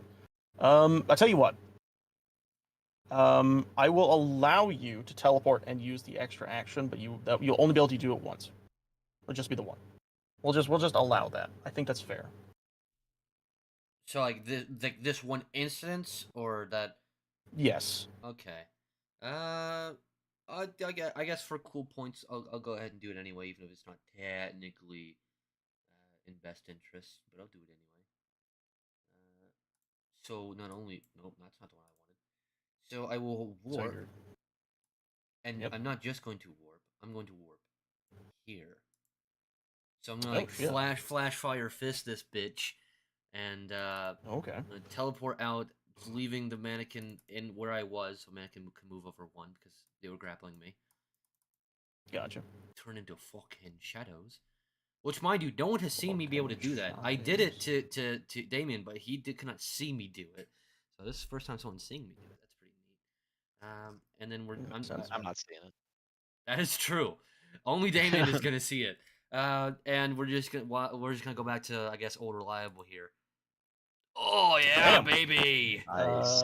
Yeah, that hits. I was like 20. If 26 doesn't hit, I'm depressed. Ugh. That's and being of the spectral nature, it does less damage than you expect. I mean, does it do any damage? Maybe- That's really what I care about. Yes, damage is taken, but Okay. less. All right. Regardless, sure. you do manage to deal damage and escape the I grapple. would say with that. she has necrotic, which I'm half damaged to, so like she's not doing much Yeah. to me anyway. I'm fine. Yeah, I know. With that being said, do you have any movement, or are you gonna just stay there? No, I'll stay here because I want to make sure that Alright. the marionette doesn't get close. Crag's turn, and actually I forgot, we should probably, because I had said it would dissipate, it does. I will delete it for now, Oh yeah. as it has effectively Yay. gone away. For now means that turn. she's just gonna pop it Yeah. again at some point. So, Hi guys. with that, Crag, now seeing things gone, he's like, hey, well, give me a moment. He walks into the door, gets about right here, whips out his shotgun, he says, find you again! And just shoots at the marionette with his shotgun, or with his blunderbuss. Bam. Oh misses. no! You hear the blunderbuss go, oh, son of a gun! It backfires and slings him against the wall. Let me see if I have something for him. Nope. Oh, wait. Okay, well, that's wonderful. So he uses... You see him rub the bag fist, and he's like, I am sorry about that. I'll be back. And he uses Nimble Escape as a goblin to disengage as a bonus action and run away. JoJo's Secret Art, run See, away! what I thought it was gonna be was like an instant reload thing where he's like, haha, second blunderbuss. No. No. He's just run. He ducks and runs behind that corner, and he's just like, hey, well, that didn't go as planned. Anyways, with that, Gug, it's your turn. You have successfully dragged out all of the fog and the mist. Gog. What do you do? Gog. If I remember correctly, ghosts are weak to electric. What? That's how it was before. No, that was for Paul. Because he's a ghost. No, because Paul was water. That doesn't make He any was a water s- ghost. That didn't. I Make know, any that's why s- Paul doesn't exist anymore. Anyway, yeah, fair enough. Go on. He's a ghost water type, not anymore. Well, also, it's also a water type would be weak to electric, Well, ooh, like in real life. yeah. Can I just get like a look-skis on both of them and see like how beat up one is compared to the other? Immediately you will tell that the marionette is effectively halfway gone, but Pan looks pretty damn well fine. She's not received that much damage. Okay. I'm going to cast magic missile, but at second level. Oh shit. So All I right. think it gives me an This extra is- dart. This is funny. So you do this. So you sent. So what exactly are you doing? I'm targeting, or I'm throwing some magic missiles at the mannequin. Okay.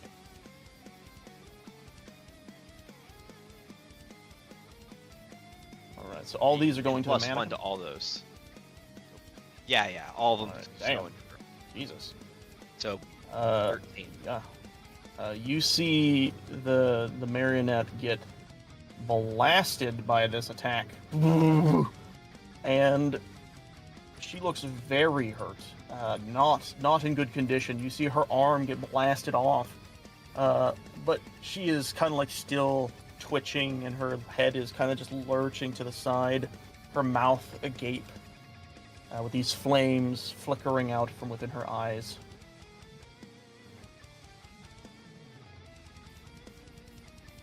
You do anything else? Sorry, and I'll pass her. All right, Damien. Pam. Pan. Don't nat one at this time. Hey, there we go. That hits. And that's with sneak attack added with Yep. it this time. Because there's.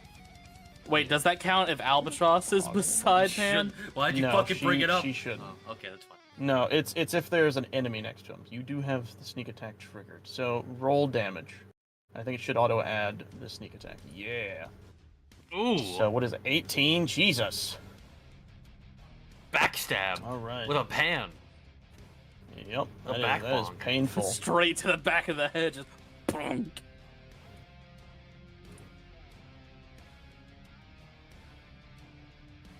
Yeah, you deal this damage, and it is massive. Pan rears in pain, and what you see actually, the both of you, since you're right next to her, you see her kind of flicker from her normal self to her ghastly self in a moment of pain.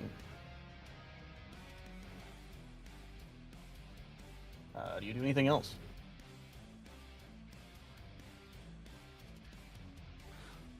Yeah, there isn't anything else I can do on my attack side. You're a fucking glass cannon. It helps a lot. Boing, boing.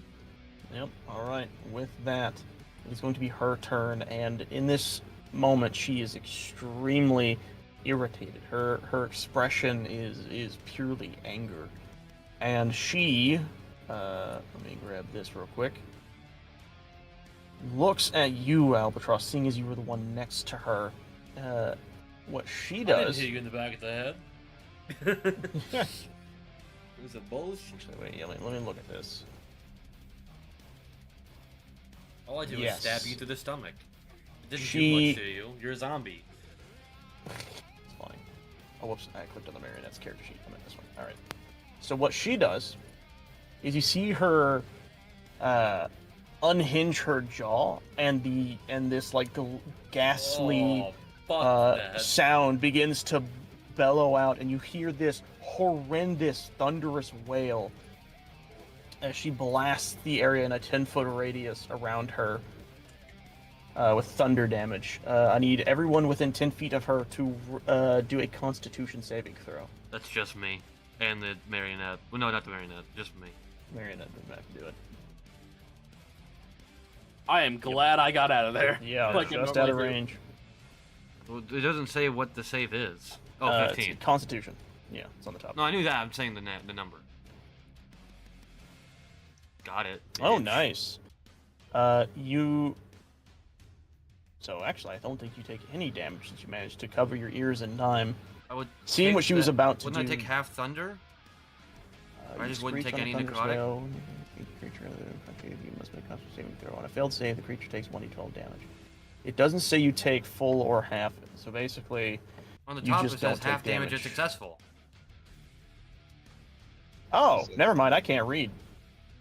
I Yeah, I'll shut be the honest. I fuck forgot. up. I There you go. keep forgetting that like top thing. I mean, I feel like what I was saying would have been better off for you, but okay. So you'll take half. I'm trying of to be an that. honest man over here, okay? Yeah, you won't take any necrotic damage. You let me because take a you're already dexter in gonna action take one last down to time, so 0. I'll help you this time.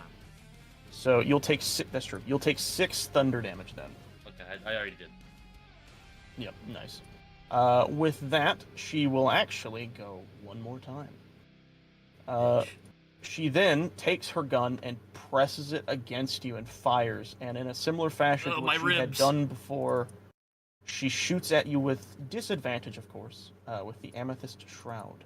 9. No. So unfortunately, it misses. You basically move out of the way, and it hits. It hits the back wall, and again, as you all had seen before, that space fills out. Someone draw me a what was it, 20-foot circle against the back wall. She's directly other Yeah, wall. other Other wall. wall. He's shooting towards me. Yeah. That only affects Alright, the interior. thank you. Right? Yeah. Some would like billow outside the door, but it basically mostly dissipates. So it'd be anyone in that circle. So let me. That isn't the cap. Oh, this song's very fitting. Yes. Am I considered in or out of it? You are unfortunately still within its range. Just barely. Bastard. With that, alright, that's pretty much it. Thank you. With that, what it does is it kind of trances around you, avoiding your stuff, and the moment it gets within the shroud, you see it vanish completely into thin air. Does it only when it walks out of the 5 feet range do I get opportunity attack? Is that It what would is that be what if it always hadn't is? walked into the fog. I'm saying, but that's what it is. It's when it's not when you're within Yes. 5 feet of something. It's only When when, it escapes walks that. out of your 5 feet range. Okay. So yes, in this moment you do not know yeah. where it is. That Let part me I actually understood. character sheet It real was quick. everything Or else not I was character wondering. sheet. Yeah. Let me actually do something real fast. Where's the... There it is. Shoop. She is seemingly gone. And with that, I'm going to have the marionette do its thing, as it once again lurches. Actually, no, it's going to go this way and stand right next to Guggy Boy. And though you cannot see it because the room is once again filled with this error, with this mist, you feel something attempt to bite at you. Ooh. Ooh. Ooh. Oh. You'll, Oh. Jesus. You'll take one nibble of damage as it bites at your ankle. Ow! Stop. Ouchies. Why is this so low damage? I should have buffed the marionette. Oh well. Nah. It's not meant to be the real threat anyways, but this happens, you take this damage. That's fucking ridiculous. With that, Albatross, it is your turn. Okay. What are you gonna do? Damn, this is a pop. It fills the entire room, I assume, from ceiling to floor. So. Yes. This entire area that you're looking at is completely obscured.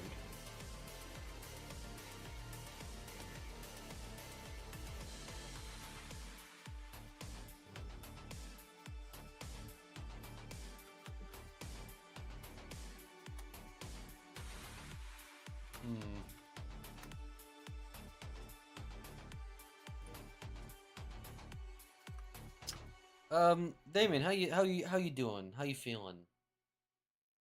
doing just fine. Okay. Then I'm gonna move out of the shroud for now, and I'm gonna pop a heal, because I'm not gonna shoot blindly into there. There's not really much of a point.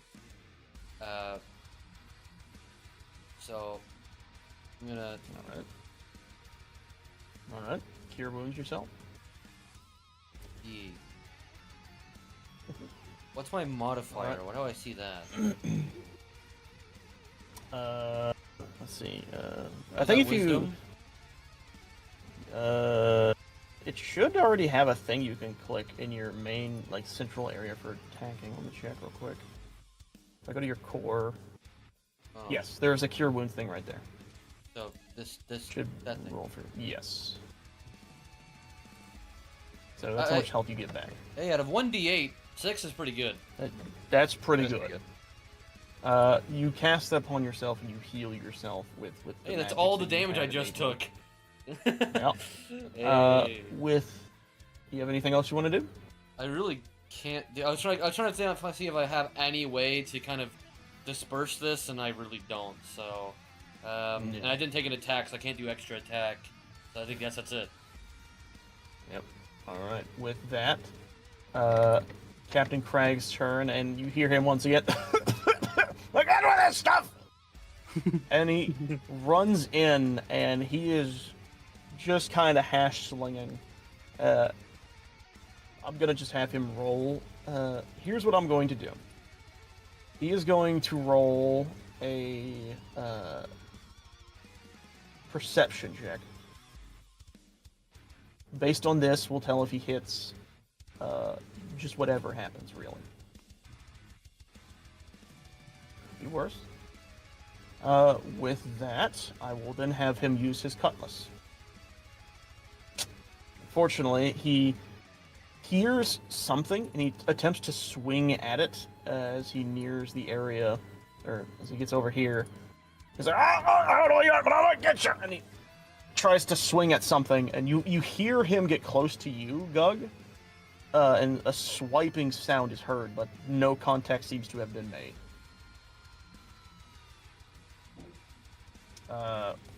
With that, he attempts to back up and out, kind of realizing where he's at. And the moment he does, you hear the sound of pitter-pattering of metallic feet as the marionette will attempt to attack him. What? And thankfully... Oh, him pulling away. Oh, wait, actually. Yeah, no. It actually hits, due to it being in the shroud. And with that, let's see how much damage he takes. Ooh. Yeah, it could be worse. Now you go to his health. I feel like we're both doing really good and really bad at the same time. I don't understand. Yeah, it's a very weird back and forth. You hear him go, "Ow! What the fuck? This stupid doll!" And Gug, it is your turn. AoE attacks. AoE attack. Just kill That is everything. like the plan. I think. So if I cast off, I could go, because I'm pretty sure the marionette's right here. It's within I could your cast area. through this direction and hope that I hit Pan as well. Okay. Give it a shot. I think I'm gonna do that. Do you want to like? What? Do I have a? Oh, okay, someone else is holding it. Thank I you. got Whoever's you. doing that. Oh, Appreciate I it. got you. I'm using lightning bolts. First time I'm using. Oh, Ooh. interesting. All right. It's a 5 feet Lightning wide bolt. blast. Yeah, slam me with the specs on that. 5 Let's foot see. wide That's blast. right. They do 5 foot wide. Dex saving okay. throw. For Sweet. whoever's in it. Yep, so the marionette has to do a dex, and actually, yes, you were correct. So too does Pan. Yes. Sweet. Good shit. Alright, dexterity. Cool. The marionette is fine. Yeah. Pan. No. Not so much. Huge. So what's this thing for if it succeeds? So, On a failed, or half as much damage. Okay. yeah, half as much if they succeed. So what's the damage we're looking at here? You should have something you can collect that does damage. I believe. 8d6 Jesus on a Christ. failed I guess, save. yeah, this is like, Oh, well, it's This is half my that. biggest attack. saying half that for one of them. Yeah. I don't know how to just like. Okay, I don't think I have it in my core. You know, let me check. Where are you? Like, actually though, where did you go? Are you underneath? Oh, you are. I was like, where'd Gug go? Do we need me holding this arrow anymore, or are we good? You don't. You don't have a thing. So yeah, we'll just roll legitimately. Just roll the actual thing. /R 8d6, right? Yep. That's fucking ridiculous. Jesus. All right. God. So I need to calculate or something real fast. What's I'm half gonna of quickly look 27? that up.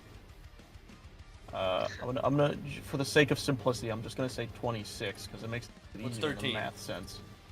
Yep. And then, all right. Pants hurting now. Okay.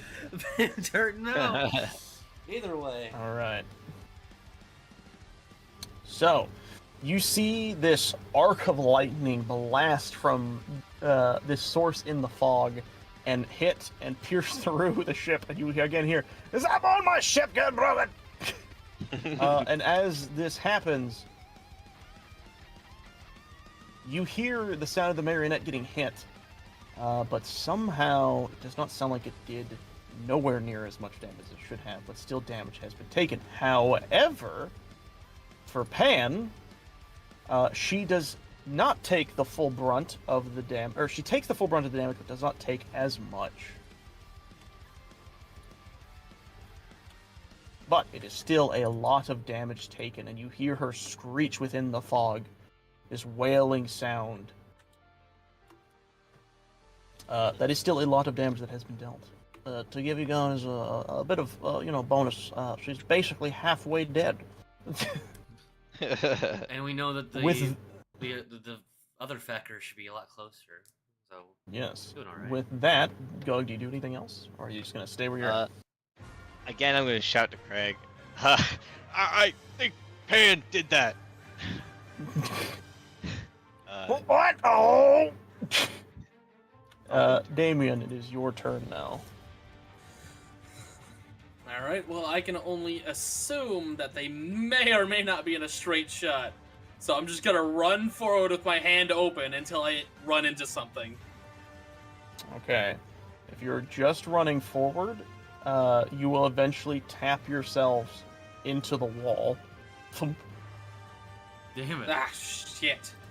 He's like playing one big thing of Battleship. Yeah. That's pretty Where are ya?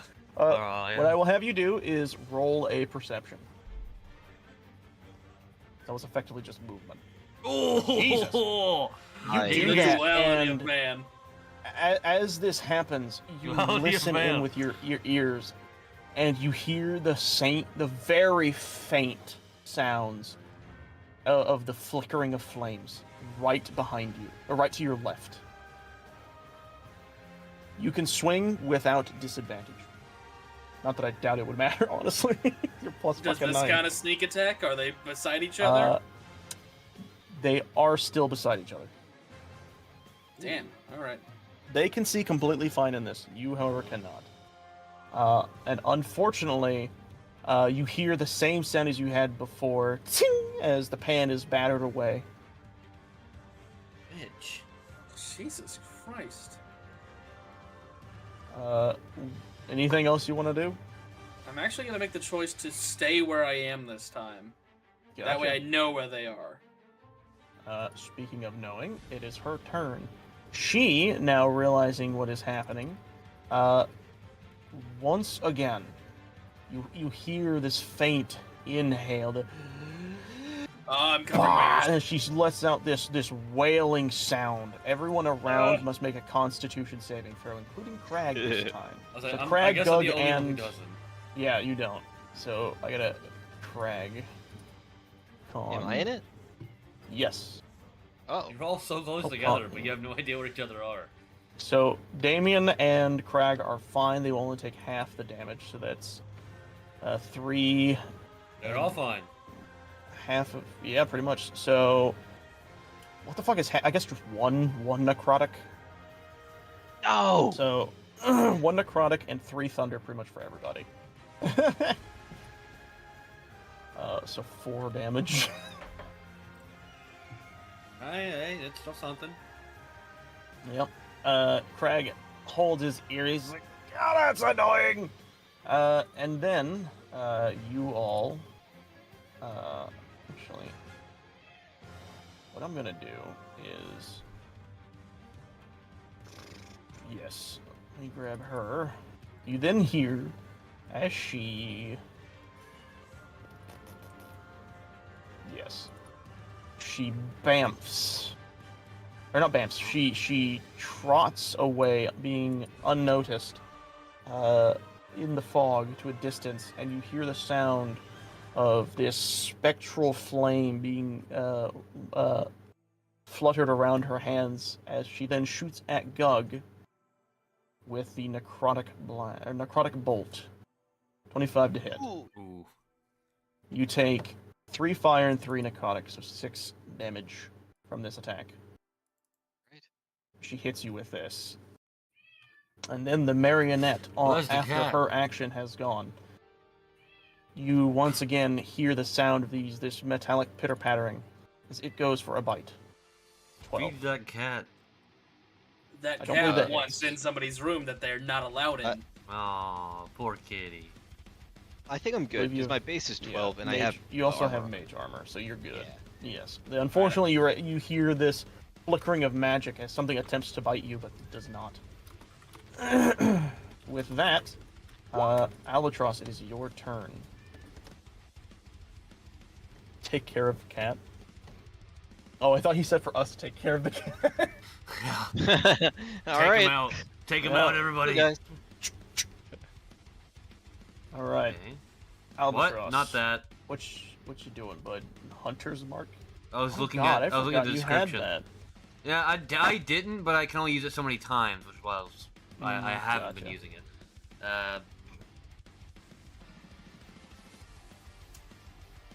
Well, hiss. There really isn't a lot of things we could do here. The best you could probably do if you want to even attempt to attack is to go into the fog and roll a perception. And then if you get high enough, Yeah. you will be able to hit. If you do not wish to do that, you can always just sit there and read some books.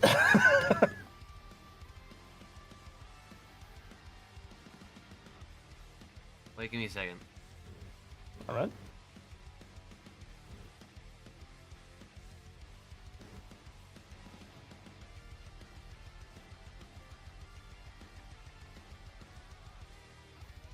What the fuck?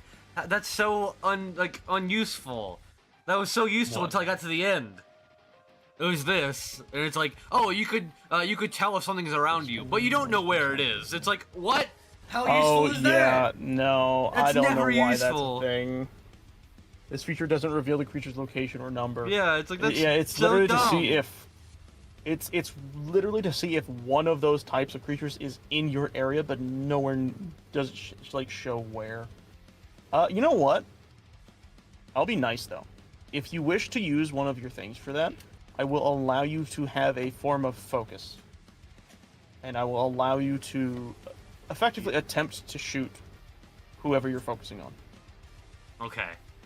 Because you would expend because a it use of this, specifically and I- says undead and not dolls, I have to go towards towards Pam. So Alright. that's a spell slot. Is that a Expending this, I will allow you to just shoot as normal. which spell slot that goes down? Being a 3rd level, you can use your action expend 1 ranger Assume spell this- slot to focus your awareness. Let me check. Okay, Character I- sheet. Is it on a thing? I think it just means one of them. Okay, so like this one will go down to 3rd 3. level. I can't change it. Go down to 3. Oh, there we go. Got it. Weird. Beginning at 3rd level, you can use your action to expend 1 ranger spell slot. Because I have Also 2 different ranger. sets of spell slots. Yeah, I see that. So Huh. I'm just gonna, I'll take Hunter's Mark because that's the only ranger one I have. So I'll take that one down Yeah. 1. That's fine. That's weird. It doesn't describe specifically which one. It says it's beginning at 3rd level. Which we are. Yeah. Took care of both problems pissing on the cat. Oh my god. Nice. Now the cat's soaked. Alright, either way, roll that attack. So I can actively see her for a flash. To describe it like this, it's not that you see, it's that you feel. You feel that she is in this direction. I'm like closing my eyes and I'm like listening. Yes. I'm like, I think I can smell you, bitch.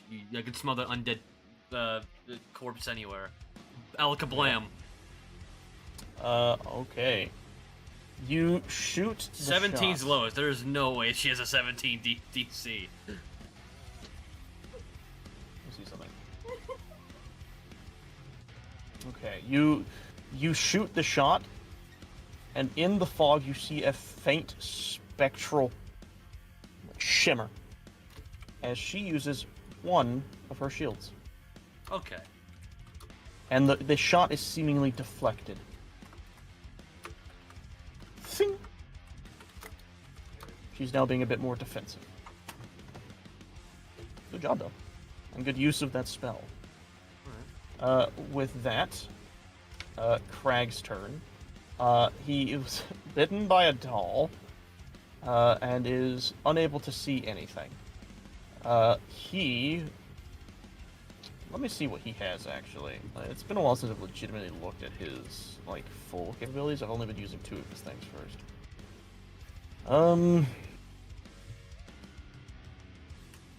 Always I He forced her to doesn't pop her shield, so. Particularly have 2. Yes, you did. Dude, I Uh, was actually thinking about using Magic Missile earlier, and Very it would have been the good. first time I've ever seen that feature of the shield useful.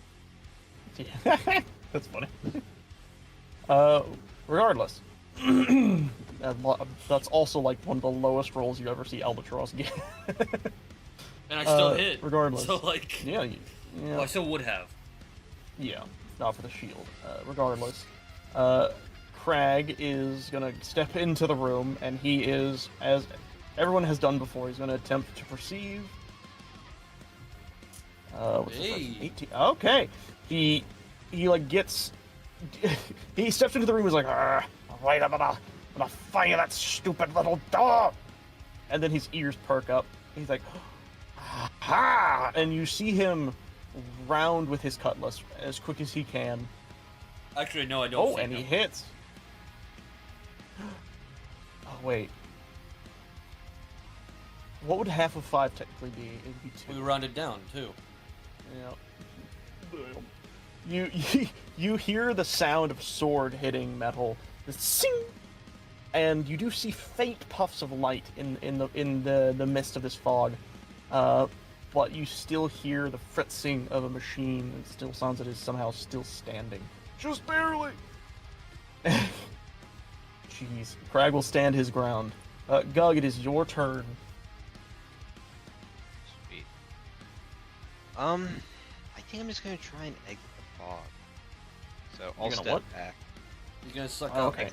It's going to attack you. All right. Oh! The duality of man. You take. That's really funny duality-wise. That's 18. max damage and lowest damage. That's crazy! Wait, it nattied on both! That's wild. So you take 9 necrotic damage. By the way, no, that is Sweet. fucking wild. As you Duality leave the of fog, man. you feel this thing latch onto your leg and then let go. Gnawing on your Yeah. ACL. Yep. All right. I guess I'll move sort of closer to Just gnawing on Albatross. your Achilles. Hey, I'm gonna rub my ankle. Hey, I assume it's going a lot worse for you. How are you doing? my feet are sore. How much damage are you thinking? How you feeling? So. Okay. I got another half in me. It's not my turn anyway. What is blood? I want to do AoE attacks, but I'm so confident. Like we all You're got gonna hit somebody else. we all got hit by the thing in there, so we were all standing next to each other. I provoked opportunity attack. I think it's like this is Mannequin, this is Damien, or no, this would be Damien. This would be like Crag, like right up here. I bet she's like over here. Yeah, I think they're like here. Anyway, Damien, Hello. it's your turn. Wait, so Yeah. Gug, you're not doing anything? I don't guess so. I think it'd be too much of a All risk. right. Oh, I thought you were Damien. Alright, Uh, I first have to see if I can even find where they are. The Roll a only perception. thing I have to go off is where I last heard our captain at. Jesus. You heard the sound of an arrow being deflected, like behind you, and you recognize that to be the sound of magic that Pan had used prior. So, do what you do best. Alright. Found you again! Jesus. Yeah, I can't fucking Hits with the shield +5. that shit. Yeah. Oh, she's also alone in this case, by the way. Oh, so I'll have to add sneak attack damage, 3d6. Yep. Well, I think if you check it and then click damage, it should roll. We'll see. Yep. Jesus. Oh, mother-loving yeah, pearl. 17. Kind of. Damn. Oh, yeah. All right. You hear the sound of a very loud bonk as Pan screeches in pain. I'm actually gonna move you because you would had to have moved closer to her. Easily enough, you manage to hit her, and as you do this, this fog around you begins to slowly dissipate and eventually disappear, as almost it's hard for her to maintain the fog in her currently weakened state. You now see her as she is, but it's almost as if like waves of water are going around her body and revealing her normal self and her current self. Damien, do you have anything else you want to do, or are you gonna stay right there? Ah, I can see again. Boing. I can see I can fight. Bunny hop. All right. With that, Pan's turn. No one, I have not appreciated my time. Pan will then, seeing that you have caused her the most damage, will run after you and dart at you at full speed, and she will wield her,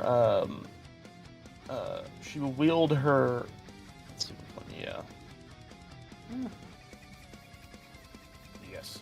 She's going to wield her hammer, her effectively mace, that she has seen carrying, and she is going to bash into you with this. No. An 8 definitely doesn't hit. She will then swing one more time down upon you with the hammer, also missing. Damn. With that, She's really hurt. she She's then- stumbling. Call a medic! But not for me. Not for me. She then, getting angry and not feeling well of herself, she once again lets out a thunderous wail. damn With it. that, once again, everyone within 10 feet of I her. think it's all three of Yes. us. Yes. Yikes. Yep. All one. Everyone, roll thingy. I'm fine. Ugh. Albatross is fine. Gug, not so much. I think 4 Damien and 2. is not fine. So, Damien, you will not take the necrotic, but you will take the full 8 of the thunder. Albatross, you just take half of both. Well, actually, no, you take no necrotic because you double up the half on necrotic. So you Okay. just take 4 damage. And Gug, you will take both of these. I think 8 do I and have the 4. resistance to thunder? All right, how are we both feeling? Wait, well, That's a good question. actually, it's not our turn yet. Never mind. Yeah. Good question, by the way. Do you have resistance to anything like that? I don't think you do, but I don't know. No, I thought I did for some reason. I think Well, I think you have resistance to lightning when you're transformed. I would say I think lightning or thunder would make sense for you, but maybe it's Yes. transformation. Damage resistance. When transformed, yes. And thunder damage. Gain advantage on saves. Oh, wait, what? Yeah. Gain resistance to lightning and thunder. Here, let me post it. Yes. And you gain advantage on saves. That Have any relation to lightning? Okay, wait. Oh, but that would, yeah, that still doesn't help you in that situation. Yeah. But you do gain resistance to it, so you only take, technically that means you only take 8 damage. Yay! In total. So yeah, a little less damage. That's cool to know, though. I didn't realize you were, resistant to that, which I guess makes Stormborn. sense, honestly. Daenerys. Yay! Daenerys, Jesus. Alright, with that, the marionette, reeling in pain, will look at Crag and attempt to bite at him. Seeing as he's the only one near it. Yeah. Yeah. Actually, I don't think that hits. Well, hey, that's pretty close. No. He takes his sword and pushes the marionette to the side. He's like, no, not today. With that, that is their turn complete. All right, Albatross, it's your turn. Everyone is visible entirely. All right, boys and rabbits, how are we feeling? I've been better. I'm still Like- doing fine though. You're doing fine, Gug. How are you? It hurts. Okay, I'm going to. I have 1 potion of healing still. That's the 2d4 plus 2. I'm not even gonna risk it because I already have some plans here. Is that an action to hand off? It's a bonus action to hand off. Okay. So I'm gonna go here. I'm gonna hand it off to him, and then I'm gonna attack Yes. Pan. All right. Swingy. So you have plus. You have the potion of healing 2d4 plus 2. God. Sweet. And then I'm going to Alakablam. No. Similar to last time, she's in the state of being very defensively aware of herself, and she once again uses another shield, Okay. deflecting this sword. All right. I'm gonna make you use it. This Oh, time, no. the shield still being up does not cause her damage. I'm just gonna make you use it. Yes. So right now, she technically, just so everyone is aware, until it is her turn again. Yeah, Let plus me. 5. There's a plus 5 to her DC. Yes. She. Okay, I'll write that down. I have it written down on her character sheet now. So Which, I'll mind just, I'll you, just alert if memory serves, if you still the original DC for Pan was, I believe, 15, so she has a 20. Very fucking smart. Look at you, big brain boy. All right, that is your turn. Yep. You hear Crag die as he just fucking pulls his shotgun out and just blam. Never fucking. Once again, click, click. He stops. Why is it all He- of your main characters suck? He stops. He looks at his gun and he's like, "Why are you like this?" I need to make sure he doesn't have anything that'll help with this because that's He ridiculous. has a plus 8, like he has. He does. It's just a nat 1. Twice. Yep. I literally don't think he has anything that can help with that. The curse of the DM characters Yeah. is what this fun Unfortunately. He does this, he's like, "Oh, forget it!" What he does is he walks around and puts himself between Damien and the doll, and he says, "Come at me, you freak of nature!" Gug, it is your turn. Chug that soda. Did you... Yeah, chug a bug. I got it. What was it? 2d4, 2d4 plus 2. Yep. I'm always paranoid now because I've done it wrong a couple of times. All right, plus 7. 7. Oh, you forgot the plus 2, so 5, Yeah, 6, 7. 7. Hey, that's not bad. That's pretty good. Not bad. Ain't bad. That's pretty I'll good. take it. Yep, better Wait, than that's nothing. an action, right? That is a bonus action to drink a potion. Oh, sweet. Yeah, you still have your action. And I guess I'll go up one Yep. space and do so close to each other. Jesus. I can ride the lightning. I got plenty of health. Just do it. Right. I'll tank it. I think I'm gonna magic missile. I think that's the smartest play. Which Her? one? I would. Is her shield up?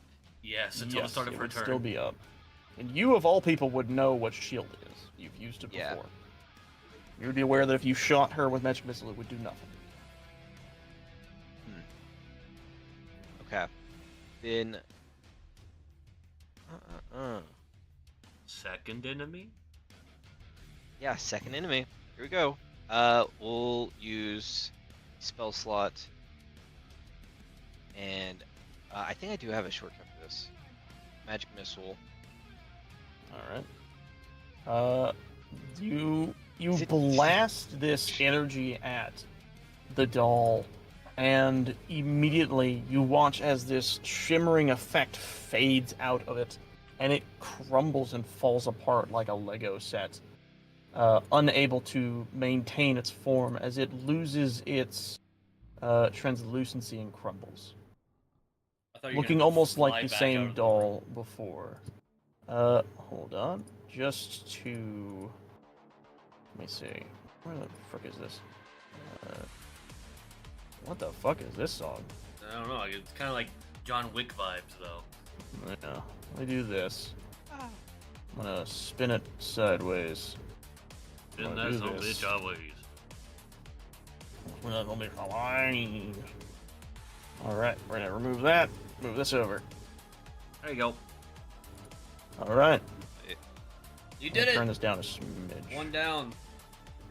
Oh, I feel One good to about go. it too. Yep.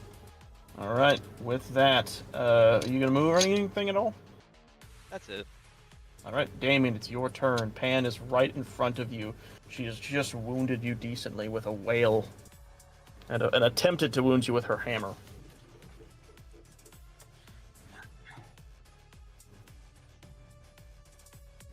Pan, I know you're probably still in there, but we can't take any chances anymore. Oh shit. Alright. No. You still have the sneaky. Yes, I do. Oh my god, Jesus. 20. What?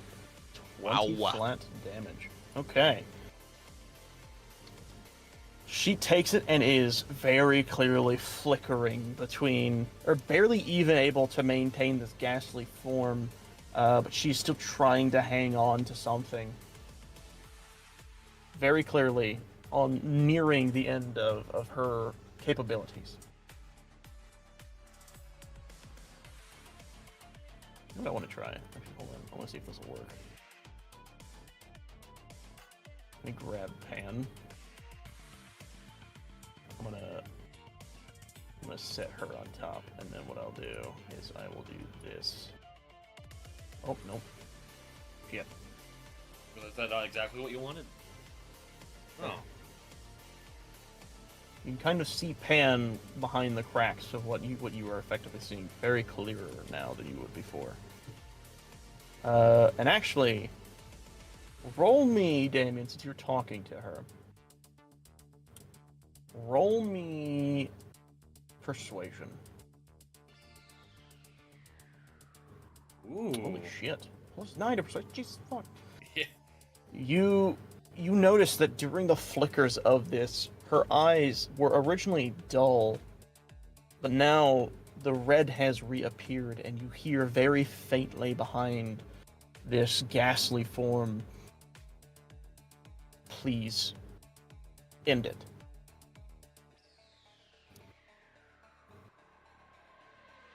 with that, it is her turn, and you watch as in this moment she does something you had not seen done before. She reaches out and grabs you, Damien, and her mouth unhinges again.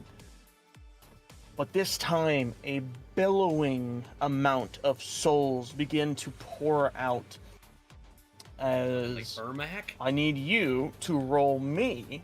Me. With your character sheet real fast. Shang Shuno. I need you to roll me. Roll me a Constitution save.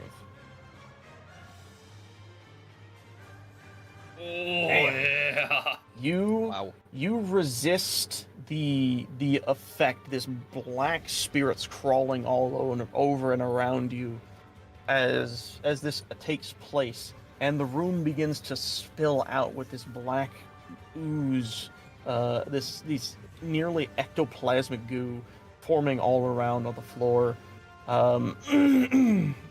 However, you will take half of this. What normally would be considered necrotic damage, you will still take the brunt of, as if it is not. But I'm going to roll.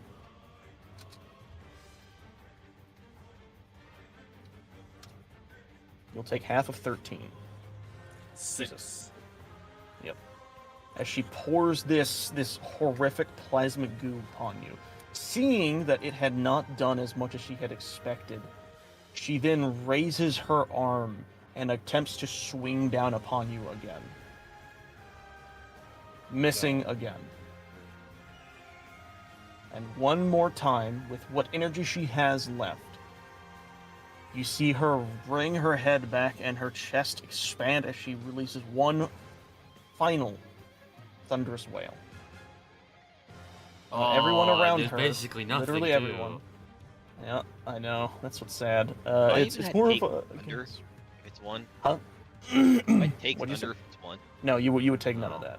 So everyone roll a Constitution save. Ooh, I actually don't get it this What? time. I take Greg definitely gets I it, take 1 and Jesus. 2. Take 3. So Gug and Albatross, you two will take the full brunt, except you will take half of the 4, so you only just take the 3, and then Yeah, Gug, you will take the 5. Or sorry, you'll take just the 4. Damien, you Fine. realistically you take nothing, and well, he'll just take the 2 necrotic. I'm immune. Yep, I know. I'm talking about Crag.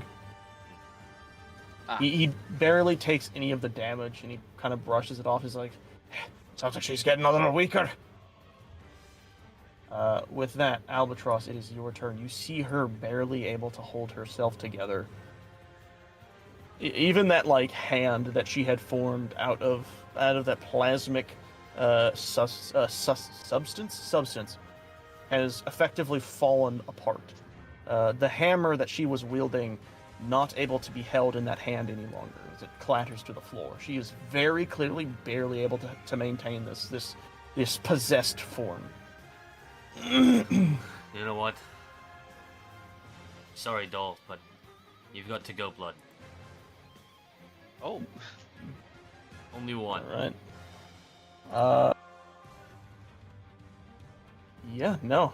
She attempts the final time to cast the shield, worrying that this would be the end, but it is still not enough. Your sword strikes. Deal the damage. This time, what had happened before does not happen this time. She is unable to fully resist the oncoming damage. I just realized you rolled twice. I assume that's for both of your attacks. Yeah. So the first attack would have been blocked by the shield. The second one would not. So she takes the full 5. And again, barely is hanging on. She still has a shield Is it- active? No. The moment that second swing hit, the shield broke and shattered. But it was already Think of her, it like it was her this. turn last time. She didn't cast a new one. I just had her cast Noon when you went to a strike. It's a reaction. Oh. Yes.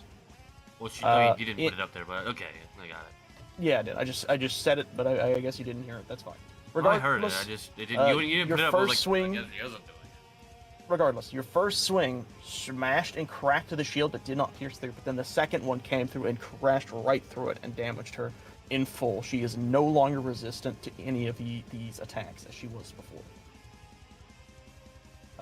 With that, Captain Crag, now realizing what's happening, he looks over at you guys. He says, I'll let you all handle this. I unclog my gun. And he walks over towards the shelf and grabs some stuff, and you see him start to fiddling with his gun. Seeing that the battle is drawing near, this is a bit more pitiful for him. Gug, it's your turn. You now see that she's barely hanging on. The battle has very clearly begun to slow down, and I would actually say that at this point, you know the fight is coming to a close.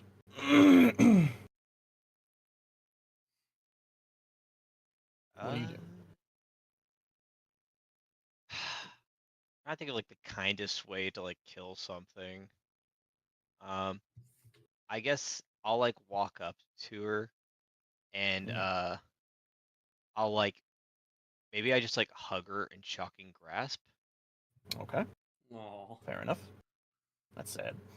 no, you Have won't. fun. You attempt to, and still having this effect kind of go through her, but not fully. She kind of manages to go through you for a little bit, but just enough to kind of move to the side. Like her arm, she like tries to move to the side, and her arm phases through you ever so slightly. It feels really weird. You know, But no, unfortunately, your fuck attack this missed. shit. Like enough hugging and kissing. Fucking Damien. Damien, Dip you this seeing bitch. this, seeing how she is, hearing her words before. Dust this bitch.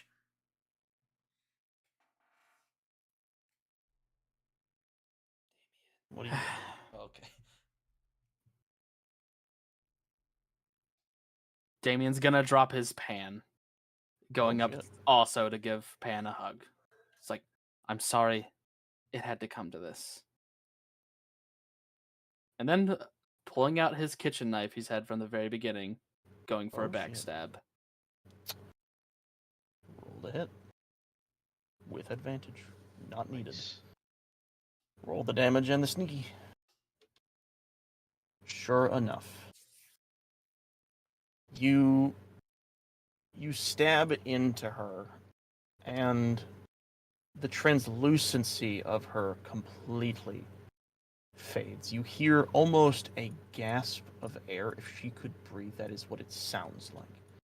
As her form fully solidifies, and she, kind of with her head tilted high, tilts her head down and looks at you all.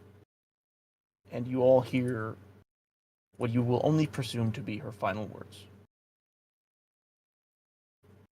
Tell Arthur, I'm sorry, I couldn't do it. And then she falls down to the ground. Why were you not Australian anymore? Dead. Boy. You see the lights in her eyes fade completely black. Nar. As this fight comes to an end, you all are surrounded by the fact of what had to be done. This world is a dark one at that, and a cruel one more than anything. Even forcing those you thought were your companions into combat to the death. And it is there that we will be ending this week's episode. Great. Now, for everyone watching, just a little update. Next week, on Saturday, we will be picking up from there, or from here. Just so everyone's aware. Yeah. It'll be, I think, around like similar time as what we did today. But from there on out, most of these episodes will be on Saturdays from here on. That being said, I would like to thank my players for being here.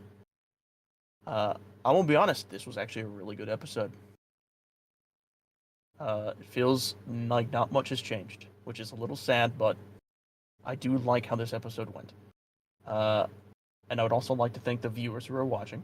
Though, obviously, I don't have any on my side. Not this time. That's not fine. live. I at don't least. need to. You'll have a Yeah, map. not alive. But, I'd like to thank everyone for being here on today's episode of Omen of Cursed Light. With that is where we'll be ending it for today. See you, everybody!